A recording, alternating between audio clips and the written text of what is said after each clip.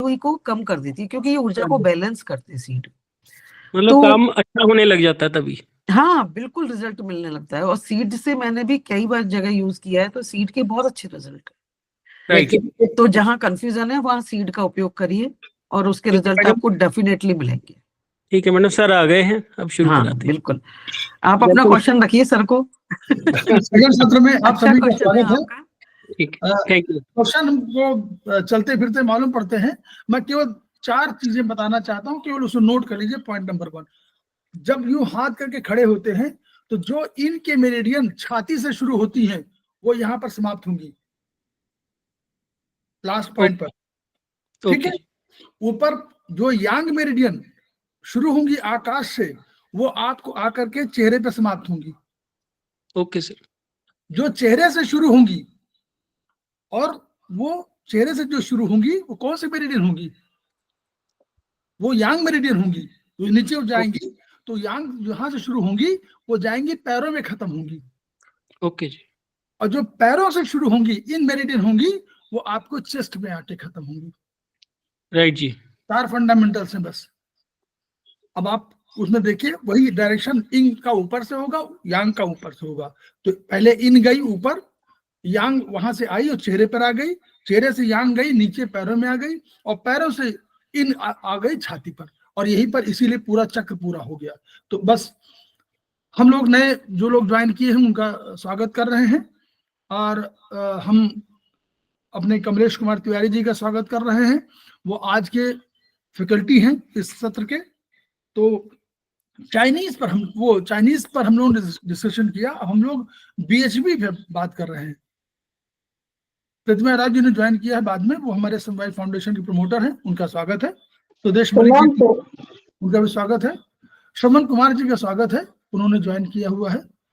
और इसके अलावा शायद मुझे लगता है कि और भी लोगों ने ज्वाइन किया है। मैं सभी का स्वागत कर रहा हूँ। तो मैं तिवारी जी को सौंप रहा हूँ, और मुझे इसमें कुछ करना नहीं है, वो खुद शेयर करेंगे। तिवारी जी। अरविंद सर को प्रणाम और सारे साथियों को प्रणाम। कुछ हम लोग बीएचबी के रेस्पिरेटरी सिस्टम पे थोड़ा ज्ञान बांटेंगे आपस में। तो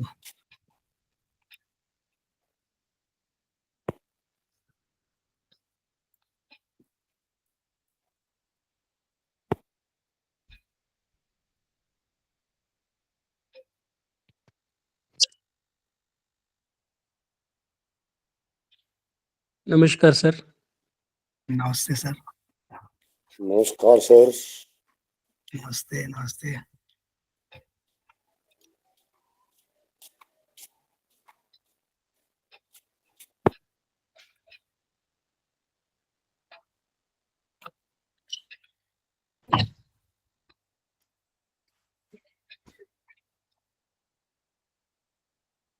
स्क्रीन तो विजिबल है ना?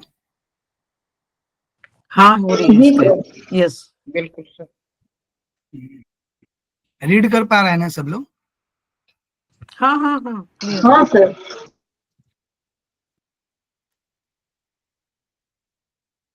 मतलब ऐसा हो कि सब लोग पढ़ पाए कि क्या लिखा हुआ है जो है।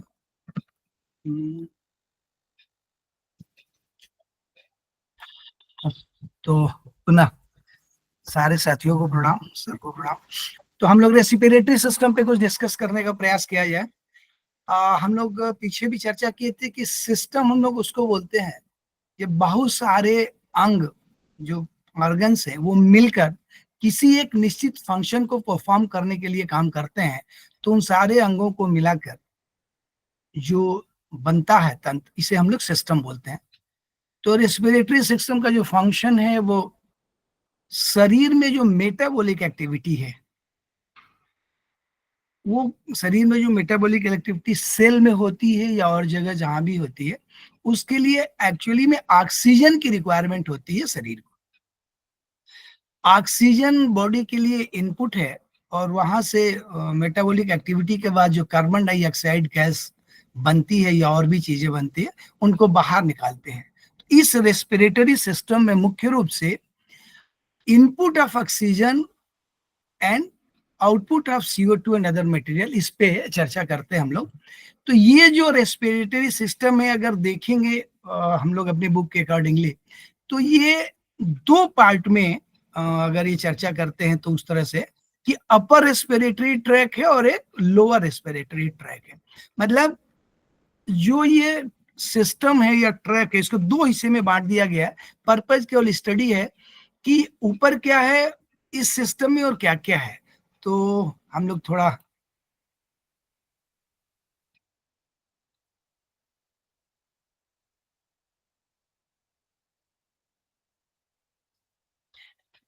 ये एक पिक्चर हम लोग देख पा रहे हैं।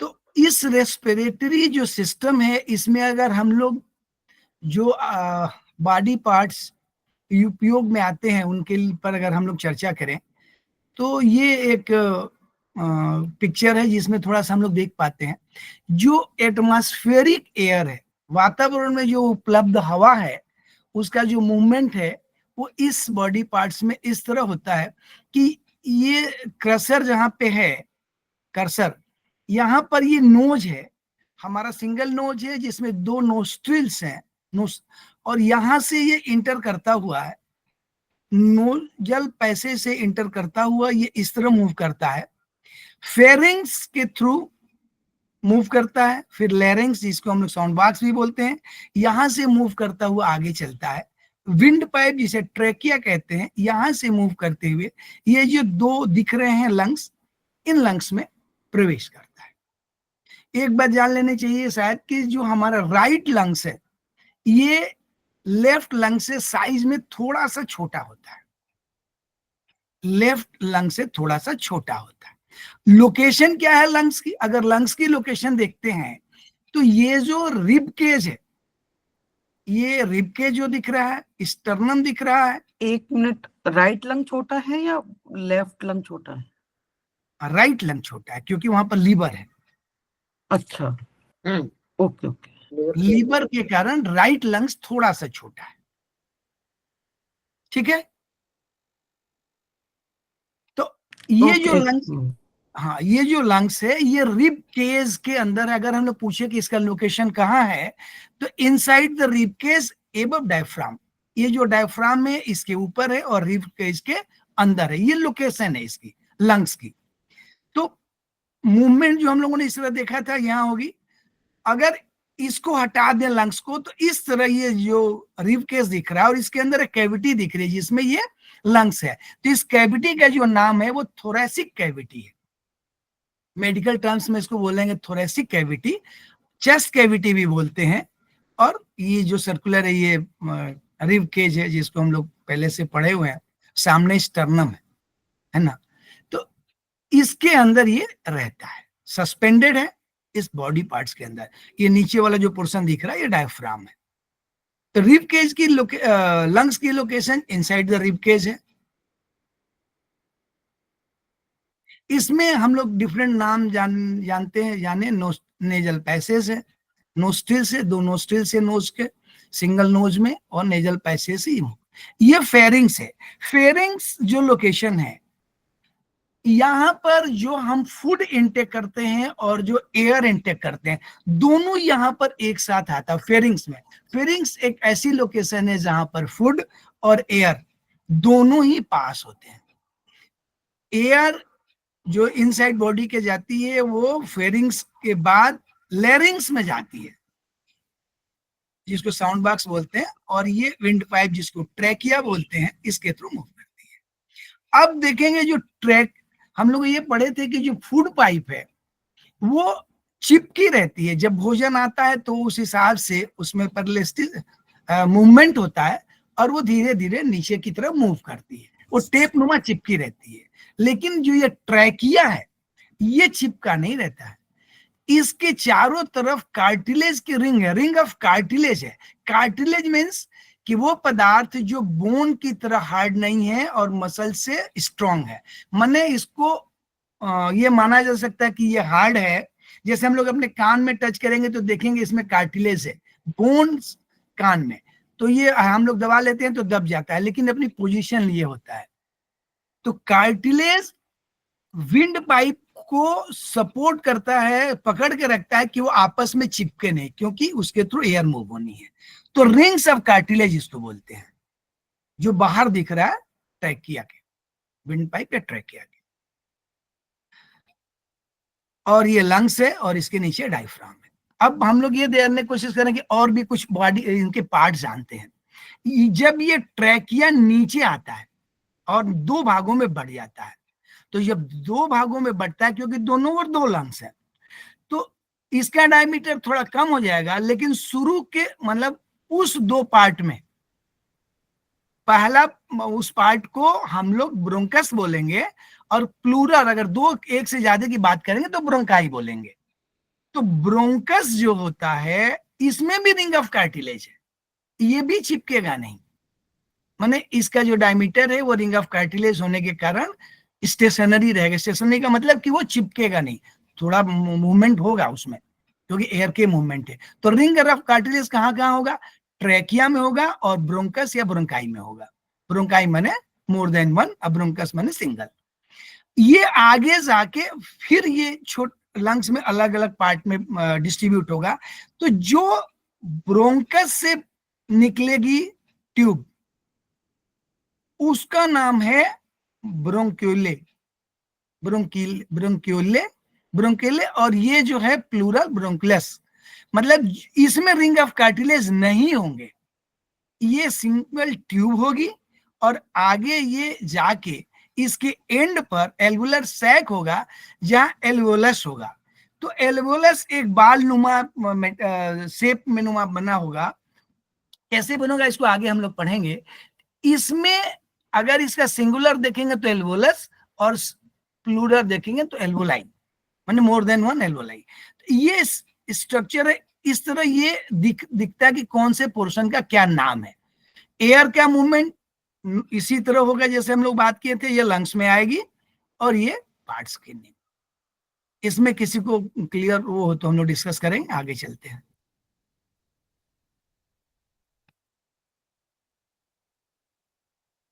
एक चीज और जानते हैं, ये जो बॉडी पार्ट्स हैं, ये जो ऑर्गन है जो फंक्शन करते हैं, इसके अलावा हम लोग एक दो चीज और जानने की कोशिश करते हैं कि क्यों ये हम लोग पढ़ रहे हैं।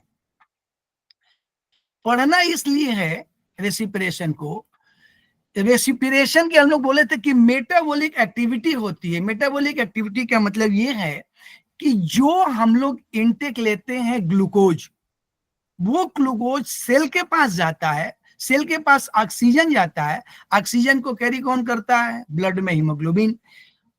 तो वो वहां पर सेल के पास जाता है और वहां पर रिएक्शन होता है, ग्लूकोज ऑक्सीजन मिलके रिएक्ट करते हैं तो एनर्जी रिलीज होती है, कार्बन डाइऑक्साइड रिलीज होता है और वाटर रिलीज होता है, क्योंकि फंक्शन करने के लिए एनर्जी चाहिए। तो एनर्जी के लिए इनपुट क्या है? ग्लूकोज और ऑक्सीजन। तो ऑक्सीजन कैसे पहुंचेगा सेल तक? तो ऑक्सीजन को कैरी करने के लिए ब्लड की कैपिलरीज, माने ब्लड के मूवमेंट से ऑक्सीजन जाएगा, ग्लूकोज जाएगा, और वो कैसे जाएगा मूवमेंट से, और O2 ट्रांसफर कैसे होगा ब्लड को, ये हम लोग को जानना चाहिए कि ऑक्सीजन सेल तक कैसे पहुंचेगा तभी ये रिएक्शन होगा, तभी एनर्जी बनेगी। तो वहां पर जो सेल पे एनर्जी बनती है उसको हम लोग एटीपी बोलते हैं, हम लोग पढ़े हैं, एडेनोसाइन ट्राइफॉस्फेट उसका नाम है एनर्जी के फॉर्म में। तो ये रेसिपिरेशन होने के लिए, ऑक्सीजन को वहां तक पहुंचाने के लिए रेसिपिरेशन सिस्टम है। क्या क्या क्या होता है? जब हम ब्रीदिंग करते हैं तो क्या करते हैं? एयर इन करते हैं, movement of air into and out from the lungs, इसको हम लोग ब्रीदिंग बोलते हैं। एयर लिया या CO2 या O2, जो भी O2 भी बाहर जाता है, तो मूवमेंट ऑफ एयर, एयर को इनसाइड लेना और आउटसाइड कर छोड़ना, ये ब्रीदिंग है। एक्सटर्नल रेस्पिरेशन का क्या मतलब है? जब कहीं पर O2 और CO2 बने एयर और ब्लड से, तो उसको एक्सटर्नल रेस्पिरेशन करते हैं, इंटरनल नहीं यहाँ पे। मतलब कहीं पे भी जहां पे भी ऑक्सीजन एक्सचेंज होता है एनर्जी में एयर से, O2 बनती है, तो ये एक्सटर्नल रेस्पिरेशन है। जब ब्लड और ब्लड टिश्यू में होता है तब उसको इंटरनल रेस्पिरेशन कहते हैं, टिश्यू पर। और जब सेल पर होता है तो उसको सेलुलर रेस्पिरेशन करते हैं, जब सेल पे वो रिएक्ट करता है। तो ये एक्सटर्नल, इंटरनल और सेलुलर रेस्पिरेशन है। एक चीज और जानना है, डिफ्यूजन एक शब्द है जो बार बार यूज होगा। देखिए, ये एक बीकर है, उसकी 3 स्थिति दी गई है। अगर किसी बीकर में हम पानी रखते हैं और 1 ड्रॉप इंक डाल लेते हैं, अगर 1 ड्रॉप इंक डाल देते हैं तो एक स्टेज ऐसी आपको दिखाई देगी कि इंक अंदर पड़ी और वो धीरे धीरे फैलना शुरू की। एक स्टेज ये है कि थोड़ी दूर तक वो फैल गया, और एक स्टेज ये है कि पूरा का पूरा बीकर इंक की कलर में हो गया, डार्कनेस चेंज हो गई है, यहाँ ज्यादा डार्क था, यहाँ कम डार्क था, यहाँ कम डार्क है, लेकिन ये पूरी तरह से फैल गया। तो डिफ्यूजन का क्या मतलब है? इसका मतलब ये है कि जो 1 बूंद इंक था उसका कंसंट्रेशन ज्यादा था। कंसंट्रेशन का मतलब है कि एक निश्चित आयतन में मॉलिक्यूलर जो है, उसके अणु जो है वो कितनी ज्यादा क्वांटिटी में। एग्जाम्पल के लिए, कि ये मेजरमेंट नहीं है, मैं एग्जांपल दे रहा हूं कि किसी 1 ml में 1 लाख मॉलिक्यूल्स है और किसी 1 ml में 50,000 मॉलिक्यूल है और किसी 1 ml में 1,000 मॉलिक्यूल है। तो यहां पर जैसे देखेंगे 1 लाख है, ये 50,000 हो गया और ये 10,000 या 1,000 हो गया। मीन्स की एक जब वही मॉलिक्यूल ज्यादा एरिया में फैल जाएंगे तो उसको बोलेंगे कि उसका कंसंट्रेशन कम हो गया। तो इस जो कंसंट्रेशन कम होने का टेक्निक है, क्योंकि वहां पर, जैसे यहां पर आप देखेंगे तो यहां हाईली कंसंट्रेटेड इंक है। कंसंट्रेशन को हिंदी में सांद्र या सांद्रता बोलते हैं। तो सांद्र यहां पर दूसरी भाषा में बोले लोकल तो अगर ये बहुत ही गाढ़ा है, यहां पर देखेंगे तो वो ज्यादा फैल गया तो उसका गाढ़ापन कम हो गया, कंसंट्रेशन कम हो गया, और यहाँ इंक बिल्कुल गाढ़ा नहीं है। तो फिजिक्स में एक रूल पढ़ते हैं हम लोग कि जो ये एटम्स हैं ये हायर कंसंट्रेशन से लोअर कंसंट्रेशन को मूव करते हैं। तो देखिए इसमें इंक डालते ही ये यहाँ गया। तो ये जो प्रक्रिया है हायर कंसंट्रेशन से लोअर कंसंट्रेशन को जाने को, इसको डिफ्यूजन बोलते हैं। ये शब्द हम लोग यूज करेंगे अपने रेस्पिरेशन में। ये सिर्फ मैंने बताने की कोशिश की कि डिफ्यूजन बोलते किसको। इसमें किसी क्लियर है सबको ये बात? जी सर। ठीक, चल किसी को होगा तो हम लोग चर्चा करेंगे। तो ये डिफ्यूजन वर्ड इसलिए आया कि इसका हम लोग इस्तेमाल करने वाले हैं। अब देखिए ध्यान से, अगर ये नेजल पैसेज से मूवमेंट करते हुए एयर आया, ये मूव करके यहां आ गया। यहां क्या है कि जो एल्वोली है, एल्वोली जो बोले हम लोग, ये अगर ये जो बाल की तरह है, अगर इनका इनलार्ज व्यू हम लोग देखने की कोशिश करें ऐसा बड़ा सा, तो यहां पर लंग्स से एयर मूव करके आ जाएगा। अब ये जो बाल है इसके चारों तरफ कैपिलरी है, ब्लड सेल्स हैं। थोड़ा रोक के इधर चलते हैं हम लोग।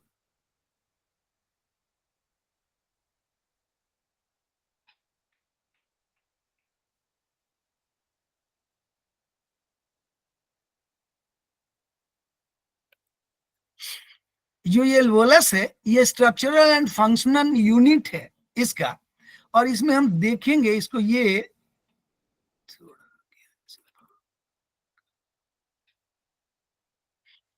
देखिए ये क्या लिखा है। प्रत्येक एल्वोलस एक एल्वोलर डक्ट के सिरे पर गुब्बारे की बात फूलता पिचकता सिंगल फ्लैट सेल इपिथीलियम का बना हुआ है, जिसकी बाहरी सतह पर ब्लड कैपिलरी की इंडोथेलियम मड़ी हुई है। मतलब ये जो एल्वोलस है इसकी बाहरी सतह पर ब्लड की कैपिलरी है, ट्यूब्स है। मतलब हार्ट से पंप होने के बाद ब्लड यहां तक आता है, सब बॉडी के हर पार्ट में पहुंचता है, लंग्स के अंदर यहां भी आता है और उस एल्वोलस के ऊपर भी कैपिलरी, कैपिलरी का मतलब वो सबसे पतली ट्यूब जिसमें ब्लड का सर्कुलेशन होता है। वो ब्लड में CO2 भी और ऑक्सीजन कुछ भी हो सकता है, बाकी चीजें भी होंगी, न्यूट्रिएंट्स भी होंगे। तो वो जो बाल हम लोग ने देखे उसके ऊपर क्या दिख रहा है, ब्लड की कैपिलरी है कि एंडोथीलियम मड़ी हुई है। ये क्या करती है, रेस्पिरेटरी मेम्ब्रेन की रचना करती है जिसके आर पार CO2 का आदान प्रदान होता है। अब ये देखिए, ये जो वो एल्वोलस है, ये हम लोग ये थोड़ा इनलार्ज करके हम लोग पढ़ने की दृष्टि से इसको देख रहे हैं। ये क्या करता है कि यहां पर लंग्स से इधर से O2 आता है, O2 लंग्स में आता है, और जो कैपिलरी है ब्लड की जो सेल्स के ऊपर है, अगर वो ब्लड सेल्स ऑक्सीजन रिच है तो वो रेड कलर में दिखाया गया है, और वो कार्बन डाइऑक्साइड से युक्त है, मतलब कार्बन डाइऑक्साइड की ज्यादा मात्रा है, उसको डीऑक्सीजनेटेड हम लोग बोलते हैं। तो जो ग्रीन ब्लू दिख रहा है, एक्चुअली ब्लू नहीं होता है, ये स्कारलेट रेड होता है, ये पर्पल रेड होता है, लेकिन यहाँ दिखाने के लिए ब्लू दिखाया गया है। तो जो ब्लू है इसका मतलब ये है कि ये फंक्शन करके आया हुआ है, और ये रेड है मतलब ये फंक्शन करने जा रहा है। तो यहां पर जो ये रेड दिख रहा है इसका मतलब ये है कि ये ऑक्सीजनेटेड ब्लड है, और ये कहां पे है, इस एल्वोलस के बाहरी सतह पर कैपिलरी है, उसको ये दिखाया गया है। यहां का फंक्शन क्या है, जब यहां पर एल्वोलस में से, ध्यान से देखिए, क्योंकि ब्लड यहां प्यूरिफाई होने आता है।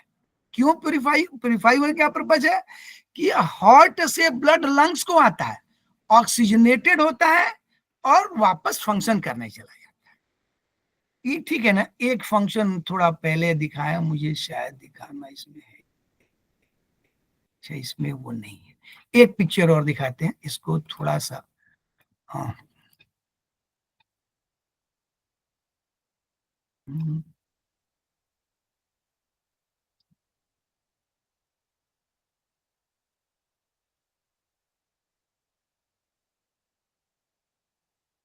इसमें वो नहीं है, सॉरी वो है नहीं, चलिए वो एक्चुअली पिक्चर है नहीं। तो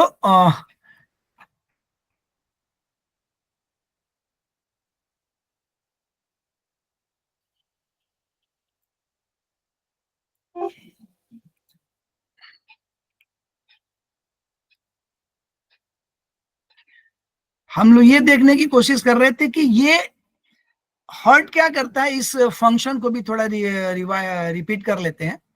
ब्लड हार्ट से लंग्स को जाता है, लेफ्ट राइट हार्ट के पार्ट में जब ब्लड आता है तो वहां से वो लंग्स को जाता है, लंग्स में प्यूरिफाई होता है, प्यूरिफाई का मतलब ऑक्सीजनेटेड होता है, फिर वापस हार्ट में आता है लेफ्ट में एट्रियम में, और फिर वेंट्रिकल से बॉडी को चला जाता है। तो वो यही फंक्शन है जहां पर यहां से हार्ट से ब्लड आता है इस दोनों में, और वापस यहां से ब्लड जाता है प्यूरिफाई करने को, माने प्यूरिफाई होके बॉडी को जाता है। तो ये देखिए ध्यान से, यहां पर जब ब्लड आएगा, इधर से ऑक्सीजन आ रही है और कैपिलरी से ब्लड आ रहा है इसमें एल्वोलस पे, तो यहां से वापस ऑक्सीजन निकलेगा, सेल को जाएगा, वही रास्ता अपनाएगा जो हार्ट ले जाएगा सब जगह, और फिर वापस यहाँ फंक्शन करने के बाद वापस आ जाएगा। तो ये जो फंक्शन हो रहा है यहां से यहां तक, ये थ्रू हार्ट सेल को जा रहा है, और यहां से सेल में फंक्शन करके एल्वोलस को आ रहा है। क्योंकि यहाँ पर पर्पज क्या है, हार्ट लंग्स का पर्पज है O2 ब्लड में दे देना और CO2 को बाहर निकाल देना। O2 एटमॉस्फेयर से लेगा और CO2 वापस एटमॉस्फेयर में छोड़ देगा। तो ये जो छोटे छोटे एल्वोलस है वो ये दिखा रहे हैं कि रेड में ये ऑक्सीजनेटेड ब्लड हो गया और ये डीऑक्सीजनेटेड ब्लड हो गया। फंक्शन एक तो ऐसा देखें, होता क्या है, हम लोगों ने डिफ्यूजन पढ़ा, पहले थोड़ा चर्चा किया था डिफ्यूजन का। यहां पर देखेंगे, यहां पर अगर, यहां मतलब कि ये एल्वोलस पे, ये एल्वोलस है, ये वाला पोर्शन, तो अगर आप एल्वोलस में देखेंगे तो क्या होगा, सेल मेम्ब्रेन जो होती है वो हम लोग पढ़े थे परमिएबल है, पतली है, उसकी थिकनेस बहुत कम है। परमिएबल का मतलब ये है कि जो वेल्वुलस की सेल मेम्ब्रेन है उसमें छोटे छोटे होल हैं, और वो होल कैसे हैं, जिसमें से ऑक्सीजन के एटम या कार्बन डाइऑक्साइड के एटम या तो उसमें प्रवेश कर जाए या उसमें से बाहर निकल जाए। तो बाहर क्यों निकलेंगे और प्रवेश क्यों करेंगे, ये इंपॉर्टेंट है। तो जब इधर से एयर आएगी फ्रॉम ट्रैकिया ब्रोंकाई के थ्रू एल्वोलस तक, जब लंग्स एयर पहुंचेगी तो यहां पर जो ये चीज दिख रहा, यहां पर क्या होगा, डिफ्यूजन होगा। डिफ्यूजन होने का मतलब हम लोग पहले समझे थे कि हाई कंसंट्रेशन से लो कंसंट्रेशन को मूवमेंट होगा। मींस कि लंग्स से जो एयर आएगी ये एल्वोलस के थ्रू बाहर निकल के ये रेड बना देगी। फिर मैं रिपीट करता हूं, जो यहां से एयर मूव करेगी एल्वेलो की जाएगी, वो एल्वोली में, एल्वोलस में वो डिफ्यूजन विधि से निकल के ब्लड में चली जाएगी। कैसे जाएगी, क्योंकि जो हवा आएगी उसमें ऑक्सीजन का कंसंट्रेशन ज्यादा होगा और कार्बन डाइऑक्साइड का कंसंट्रेशन कम होगा। तो यहां जब आएगी हवा तो कार्बन डाइऑक्सीजन इस ब्लड में घुस जाएगा और ये ब्लड यहां से निकल के वापस थ्रू हार्ट सेल को जाएगा। इस बीच में हार्ट होगा, यहां से बाहर निकल के ये हार्ट में जाएगा, मान लो यहां कहीं हार्ट है, और हार्ट से निकल के बॉडी पार्ट सेल में जाएगा। सेल में जाएगा तो सेल में भी डिफ्यूजन होगा, सेम प्रोसेस होगा।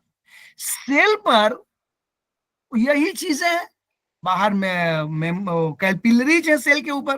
तो ये जो ऑक्सीजन इनरिच ब्लड आएगा और ये ट्यूब्स में ये जो कैपिलरी है, यहां पर क्या होगा, ऑक्सीजन इनरिच होने से वो जो मेम्ब्रेन है वो परमिएबल है, वो ऑक्सीजन बाहर की तरफ निकल जाएगा और सेल को मिल जाएगा। और चूंकि दूसरी तरफ सेल ने रिएक्ट कर लिया है, एक्शन कर लिया है, एनर्जी जनरेट कर लिया है, तो वो वहां पर हायर CO2 है। हायर CO2 का मतलब कि ये जो लोकल, ये जो रेड है, यहां पर CO2 रहती है लेकिन उसका परसेंटेज 0.04 है। लेकिन इस पोर्शन में जब सेल में मेटाबॉलिक रिएक्शन हो गया है तो यहां पर जो ऑक्सीजन है, उसकी कार्बन डाइऑक्साइड, उसकी परसेंटेज 4 हो जाती है। तो ये जो रेड दिख रहा, ये सेल है, ध्यान रखिएगा। तो ये सेल पर जो ब्लड आया है इसमें ऑक्सीजन इनरिच था, तो डिफ्यूजन से ऑक्सीजन सेल को चला गया, तो और इधर कार्बन डाइऑक्साइड इनरिच था तो वो इनरिच होके कैपिलरी में चला गया। तो इधर से जो ब्लड आएगा ऑक्सीजन इनरिच, वो ऑक्सीजन सेल ले लेगा और ऑक्सीजन काम करने के बाद जो CO2 बनाएगा वो CO2 ब्लड में प्रवेश कर जाएगा, क्योंकि CO2 ज्यादा होने से उसकी कंसंट्रेशन ज्यादा होगी तो वो इंटर कर जाएगा ब्लड में। तो जब वो इंटर कर जाएगा तो वो ब्लड है वो ब्लू नहीं होगा, लेकिन हम लोग सिर्फ ये ब्लू दिखाने की प्रयास है कि ये CO2 इनरिच ब्लड है। कहीं कहीं पे उसको हम लोग डीऑक्सीजनेटेड ब्लड भी बोलते हैं। तो इस तरह ब्लड एल्वोलस से ऑक्सीजन बाहर जाएगा, माने डिफ्यूजन विधि से ब्लड को जाएगा, ब्लड सेल को देगा, डिफ्यूजन विधि से सेल लेगा, फिर डिफ्यूजन विधि से, क्योंकि हायर कंसंट्रेशन कार्बन डाइऑक्साइड होने के कारण इंटर करेगा कैपिलरी में और वापस ये ब्लड लंग्स में आ जाएगा और लंग्स में ये क्रिया होती रहती है। इस क्रिया के बीच में यहाँ हार्ट रहता है और लीवर भी रहता है, उसके बाद सर्कुलेशन होता है, वो भी एक पिक्चर देखेंगे हम लोग। तो ये फंक्शन है। ये क्लियर है किसी सबको? Very clear. ओके। तो ये रेस्पिरेशन का फंक्शन यही है कि हम लोग O2 सेल तक पहुंचाते हैं और CO2 वापस एटमॉस्फेयर में छोड़ देते हैं। ये मूवमेंट का पाथ था और ये डिफ्यूजन से होता है। और डिफ्यूजन क्यों होती है? हायर कंसंट्रेशन के कारण होती है। और वो सेल मेंबर परमिएबल है। परमिएबल का मतलब उसमें छोटे छोटे होल है। Okay, next. एक पिक्चर आपको दिखाना चाह रहा था, देखिए शायद मिल जाती है क्या। क्या हो गया भाई? ब्लड वाला पिक्चर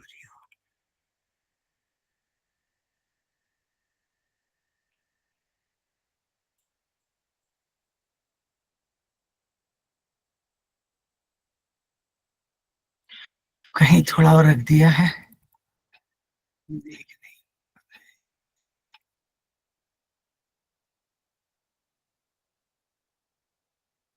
नहीं। ये पिक्चर हम लोग देखने की कोशिश कर रहे थे कि एग्जैक्टली ये लंग्स का फंक्शन है।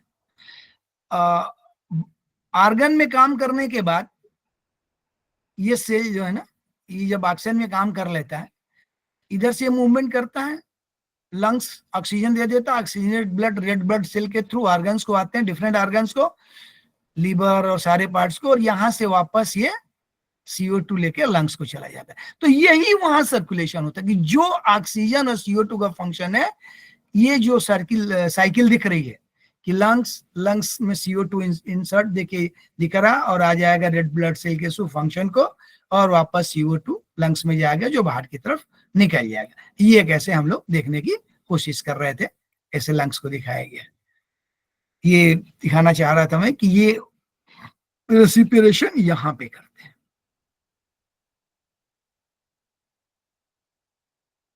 हाँ, एक चीज और जाने, ब्रीद इन और ब्रीद आउट, तो इसमें क्या करते हैं हम, ऑक्सीजन ही हमको चाहिए मेटाबॉलिक रिएक्शन के लिए। जब हम ब्रीद इन करते हैं तो क्या करते हैं, एयर करते हैं, O2 हमको नहीं मिलती है, एयर मिलती है, और एयर में O2 की परसेंटेज अप्रॉक्स 21 है, carbon dioxide, O2 means oxygen, carbon dioxide 0.04, और जो वाटर वेपर है वो भी रहता है। और सॉरी, तो ऑक्सीजन का परसेंटेज ज्यादा है जब हम इनटेक करते हैं, इनहेलन माने जब हम इनसाइड लेते हैं एयर को, ऑक्सीजन को। ब्रीद आउट एक्सहेलन, जब हम लोग बाहर करते हैं, एक्सहेल करते हैं, तो उसको बोलते हैं ब्रीद आउट। तो यहां पे देखिए ऑक्सीजन की परसेंटेज जो 21 थी इनकमिंग में, वो आउट में 16% हो गई, मीन्स कि ऑक्सीजन का परसेंटेज 5% ड्रॉप हो जाता है, ये कंज्यूम होता है। CO2 जो इनपुट रहता है एयर, उसमें 0.04 रहता है, लेकिन मेटाबॉलिक रिएक्शन से जो CO2 बनती है वापस जब बाहर निकालते हैं तो 4.4% हो जाती है।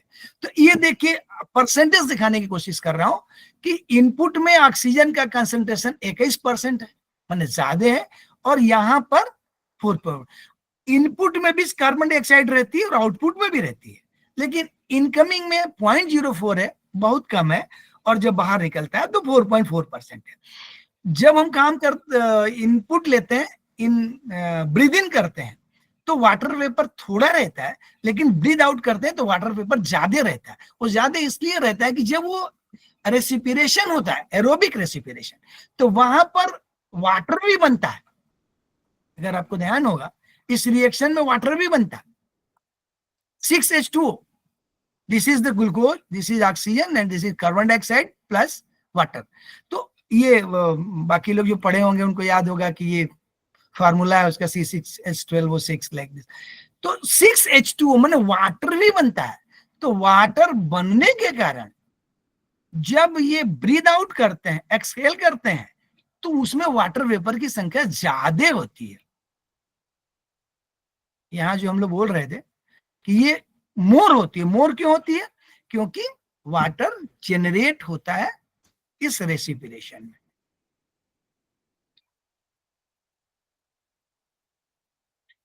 एक दो चीज और जान लें, जब हम ब्रीद इन करते हैं और ब्रीद आउट करते हैं तो क्या होता है।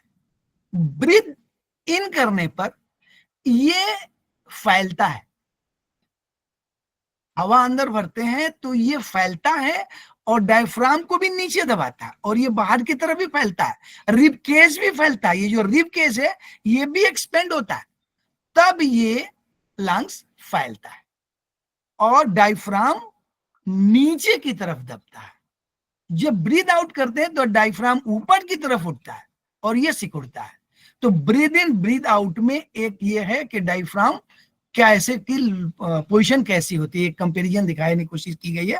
ये देखिए, ये ज्यादा ऊपर की तरफ है और ये नीचे की तरफ मूव कर रहा है, क्योंकि जब भी हम एयर भरते हैं ना बॉडी में, इनसाइड लंग्स में, तो फैलता है और डायफ्राम को नीचे की तरफ दबाता है। लंग्स के नीचे ठीक डायफ्राम है, बाकी और जो जीआईटी के ऑर्गन्स है। तो ये एक पिक्चर देखने की कोशिश थी कि ऐसा है। अब हम लोग वापस अपनी किताब को देखते हैं। ये हमने ये बताने की कोशिश की कि बॉडी पार्ट्स क्या है और फंक्शन कैसे करते हैं। अब हम लोग अपने वापस किताब की तरफ आते हैं, जो थोड़ा पढ़ते हैं।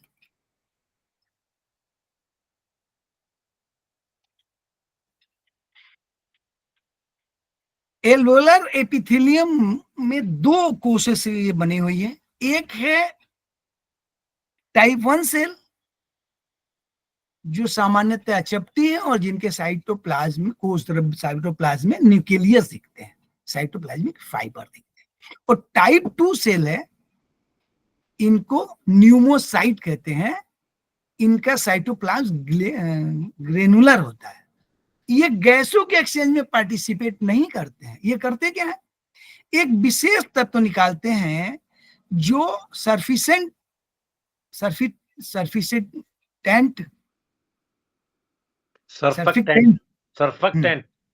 सर्फेक्टेंट बोलते हैं इनको। ये क्या करता है, जो एल्वोली है उनको आपस में चिपकने नहीं देता, कोलैप्स नहीं होता। नहीं तो ये एल्वोली आपस में चिपक सकते हैं। तो ये सर्फेक्टेंट है, ये एल्वोली को कोलैप्स नहीं। ये क्वेश्चंस बार बार आता है कि टाइप 2 सेल गैसों का आदान प्रदान करता है कि नहीं करता है। तो ये गैसों का आदान प्रदान नहीं करता है।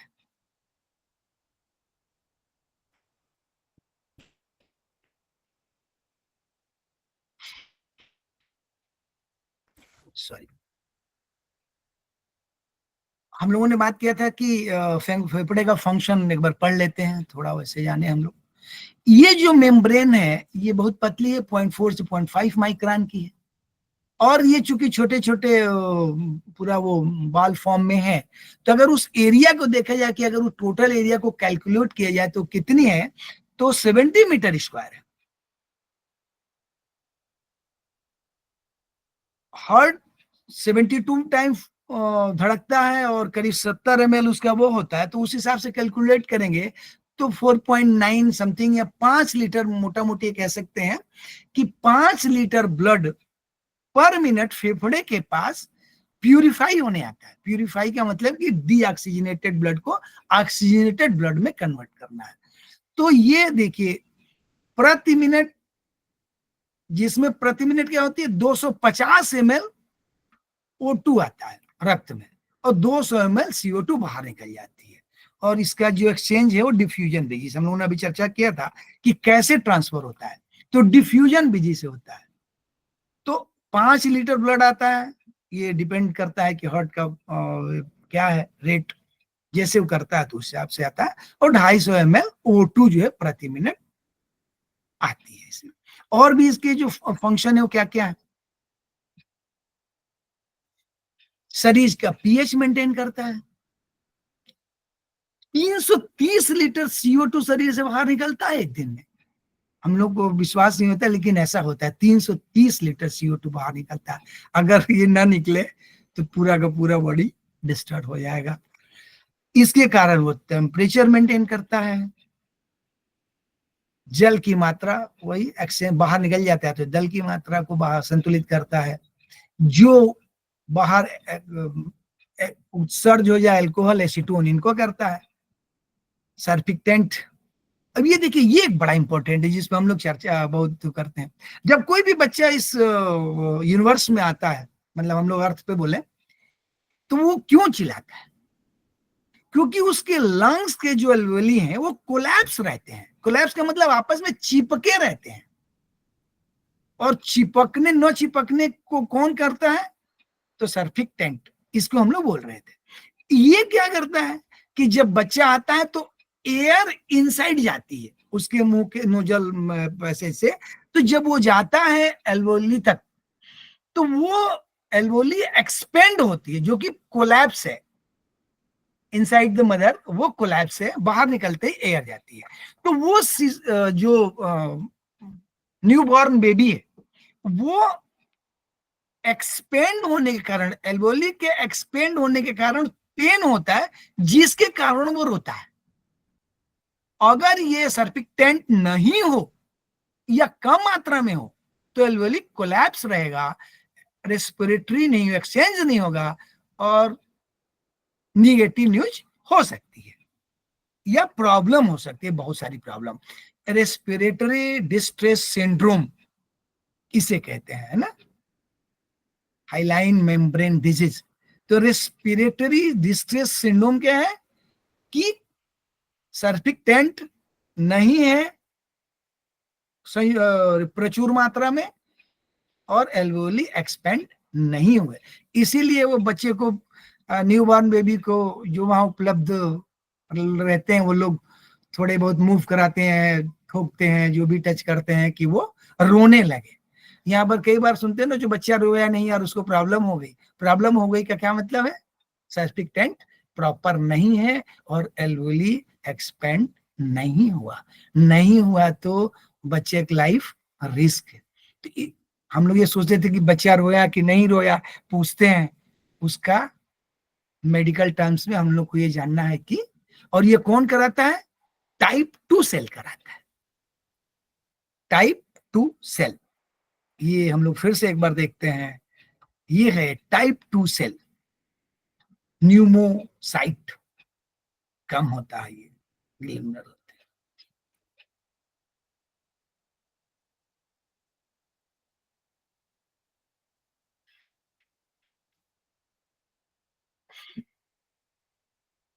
अगर कोई थ्रोम्बस लंग्स में आ गया तो fibrinolytic activity in lungs. Thrombus याद है सब लोगों को, किसको बोलते हैं हम लोग?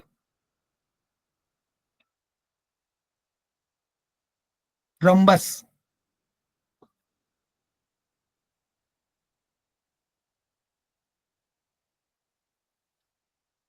तो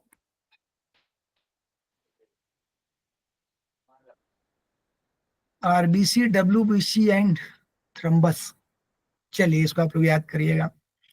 तो ये जो थ्रोम्बस है, अगर मेरे हिसाब से हम सब लोग पढ़े हैं, वो ब्लड की क्लॉटिंग कैसे होती है? Platelets sir. करेक्ट। तो प्लेटलेट्स अगर किसी तरह से ये लंग्स में आ गया तो एंजाइम उसको लिसिस करके तोड़ देते हैं। ये फंक्शन होता है लंग्स में। कन्वर्टिंग एंजाइम का सिक्रेशन होना है जो एंजियोटेंसिन 1 को टेंसिन 2 में बदलता है, और एक होता है हार्मोन प्रोस्टाग्लैंडिन का सिक्रेशन होता है जो ब्रोंकोडायलेटर का। ब्रोंकोडायलेटर का मतलब ये है कि जो ब्रोंकाई है वो आपस में चिपके नहीं, दूर दूर रहे, सेपरेशन रहे ब्रोंकस, तो उसका काम करती है प्रोस्टाग्लैंडिन। ये काम यहां पे होता है। अब हम लोग इस तरह पढ़ते हैं कि श्वसन में क्या क्या होता है। एक इंस्पायरेशन और एक्सपायरेशन, अंदर हवा को लेना और बाहर कार्बन डाइऑक्साइड युक्त हवा को छोड़ना। जो इनसाइड आती है वो एक्टिव फेज है और जो बाहर जाती है वो पार्शियल। एक क्वेश्चन है। जी मैम बोलिए। सर अभी आपने बताया था ना कि थ्रोम्बस जो लंग्स में आ जाता है, इट मींस प्लेटलेट्स आ जाएंगे उसमें, तो वो उसे लेसिस कर देंगे, तोड़ देंगे। अगर आ गया तो नहीं ऐसा सुन लीजिए। थ्रोम्बस का मतलब ये हुआ, बता रहा हूँ, थ्रोम्बस का मतलब है कोई भी ऐसा पदार्थ जो हमारे तमाम चीजें हैं जो मेटाबॉलिक एक्टिविटी के माध्यम से जनरेट होते हैं, तो अगर वो रक्त में या रक्त के माध्यम से किसी एल्वेलस में आ गए या कहीं आ गए तो वो उनको थ्रोम्बस, मतलब यानी वेस्ट मटेरियल है लेकिन वो कहीं चाहे वेस्ट है चाहे मेटाबॉलिक एक्टिविटी के माध्यम से है, वो आपको रोक रहा है, एक्टिविटी को रोक रहा है, मूवमेंट को रोक रहा है, वो थ्रोम्बस है। Anything can be thrombus. Okay, anything जो कोई उस अवरोध कर रहा है, चाहे वो मेटाबॉलिक एक्टिविटी के फलस्वरूप हो, तमाम हमारे चाहे कोई पदार्थ हो जो बना हुआ है वो रोकता है, तो वो उसको थ्रोम्बस बोलते हैं। ठीक, बोलिए यशवती जी। जी हाँ जी, ठीक है, थैंक यू सर। जी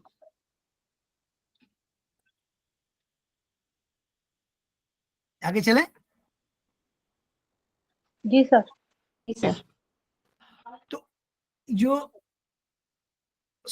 अंतः श्वसन ये पूरी तरह से एक्टिव है, और जो हम लोग एक्सपायरेशन है वो पार्शियली एक्टिव है। इसमें thoracic, cage, bone, muscles, pleura, lungs, alveoli, ये सब पर निर्भर करता है। हम लोग थोरेसिक को जो बोन्स और कार्टिलेज देखा हम लोगों ने, इसमें ये देखते हैं लोकेशन हम लोगों ने देखा था कि ये T1 और T12 के बीच में है, और इसके बीच में बना हुआ है, हम लोगों ने उसको देखा था। और रिब्स फैलती है तो ये, और यहाँ पे सस्पेंडेड है। इसमें ये पढ़ना है प्लूरल मेम्ब्रेन। ये एक फाइब्रस महीन झिल्ली है जो जिसकी दो लेयर है। इसकी जो प्लूरा मेम्ब्रेन है, प्लूरल, इसकी दो सतह है और इनके बीच में गैप है, और इसमें ये चिपकी हुई है, इसमें एडेसिव मटेरियल है। क्या बोलते हैं उसको? Secreted pleural fluid. ये दोनों परत आपस में चिपकी है और उसमें एक फ्लूइड है। इनके बीच में चिपकने का मतलब कि पोटेंशियल स्पेस है फ्लूइड के कारण, मतलब उस स्पेस में फ्लूइड भरा हुआ है और दो लेयर है। बाहरी वाली जो लेयर है वो केज के साथ लगी हुई है, और अंदर वाली सतह लंग्स के साथ लगी हुई है, प्लूरल। बोनी पिजड़े के फूलने के साथ ही फेफड़े भी फूलने को मजबूर है। जैसे बोल रहा है कि अगर ग्लास की 2 स्लाइड ले लें और कुछ 2 बूंद डाल दें तो वो चिप लिक्विड, एक ऊपर वाली उठाएंगे तो दूसरी वाली भी उड़ जाएगी, उस लिक्विड के चिपकने के कारण साथ में उड़ जाएगी। तो ये जो 2 मेम्ब्रेन है, एक लंग्स के साथ और एक केज के साथ है। तो अगर वो केज फैलती है, बोनी, जो बोनी स्ट्रक्चर है, एयर भरते हैं, वो फैलती है तो वो भी फैलेगी। तो ये जो मेम्ब्रेन है वो फैलेगी, और इनके बीच में लिक्विड है, प्लूरल फ्लूइड। एक उठेगी तो दोनों साथ में उठ जाएगी। इसमें यह है कि अगर इन दोनों कैविटी के बीच में कोई प्रॉब्लम होती है, दोनों लेयर के बीच में कोई प्रॉब्लम होती है इसमें झिल्ली के, तो अगर उसमें हवा भर जाता है तो उसको न्यूमोथोरैक्स बोलते हैं। अगर ब्लड आ जाता है तो होमोथोरैक्स, और अगर उसमें मवाद भर जाता है तो पायोथोरैक्स बोलते हैं। मतलब अगर किसी भी असामान्य स्थिति में उन दोनों लेयर के बीच में ये फ्लूइड के अलावा कुछ भर जाता है तो ये रोग है, और हवा भरता है तो ये नाम प्यूनोमोथोरैक्स, माने न्यूमोथोरैक्स, हेमोथोरैक्स, ब्लड भरने पर, ब्लड को हेम बोलते हैं हम लोग, और पायोथोरैक्स मवाद भरने पे बोलते हैं।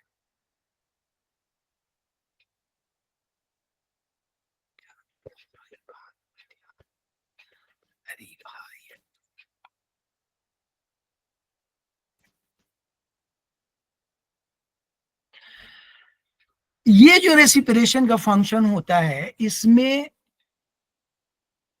2 जो रिब है ना, इनके बीच में क्या स्पेस का नाम है? Floating wing. एक मिनट, एक्चुअली थोड़ा ये मूवमेंट में कुछ दिक्कत कर रहा है।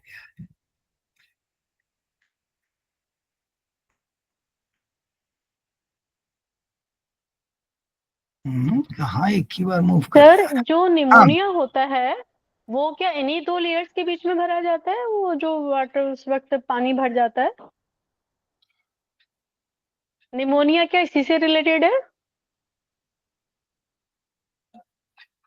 नहीं मैडम, वो इससे नहीं है, वो लंग्स के इंटरनल साइड में पानी भरने से होता है। लंग्स के इनसाइड। ओके सर, क्या कंडीशन होती है जब लंग्स से झिल्ली चिपक जाती है और सांस लेने में दिक्कत होती है? उसे प्लूरा बोलते हैं, प्लूरिसी बोलते हैं उसे।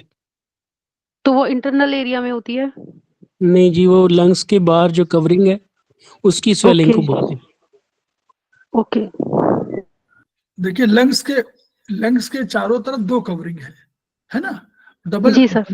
डबल झिल्ली है, तो उसमें से सिक्रेशन कुछ उसमें ऑलरेडी कुछ सिक्रेशन होते हैं, लेकिन अगर उसमें एयर जितनी है उससे अधिक कोई चीज या कोई जो सिक्रेशन हो रहा है उससे अधिक कोई चीज आ गई तो वो आपको कोई इन्फेक्शन क्रिएट करेगी।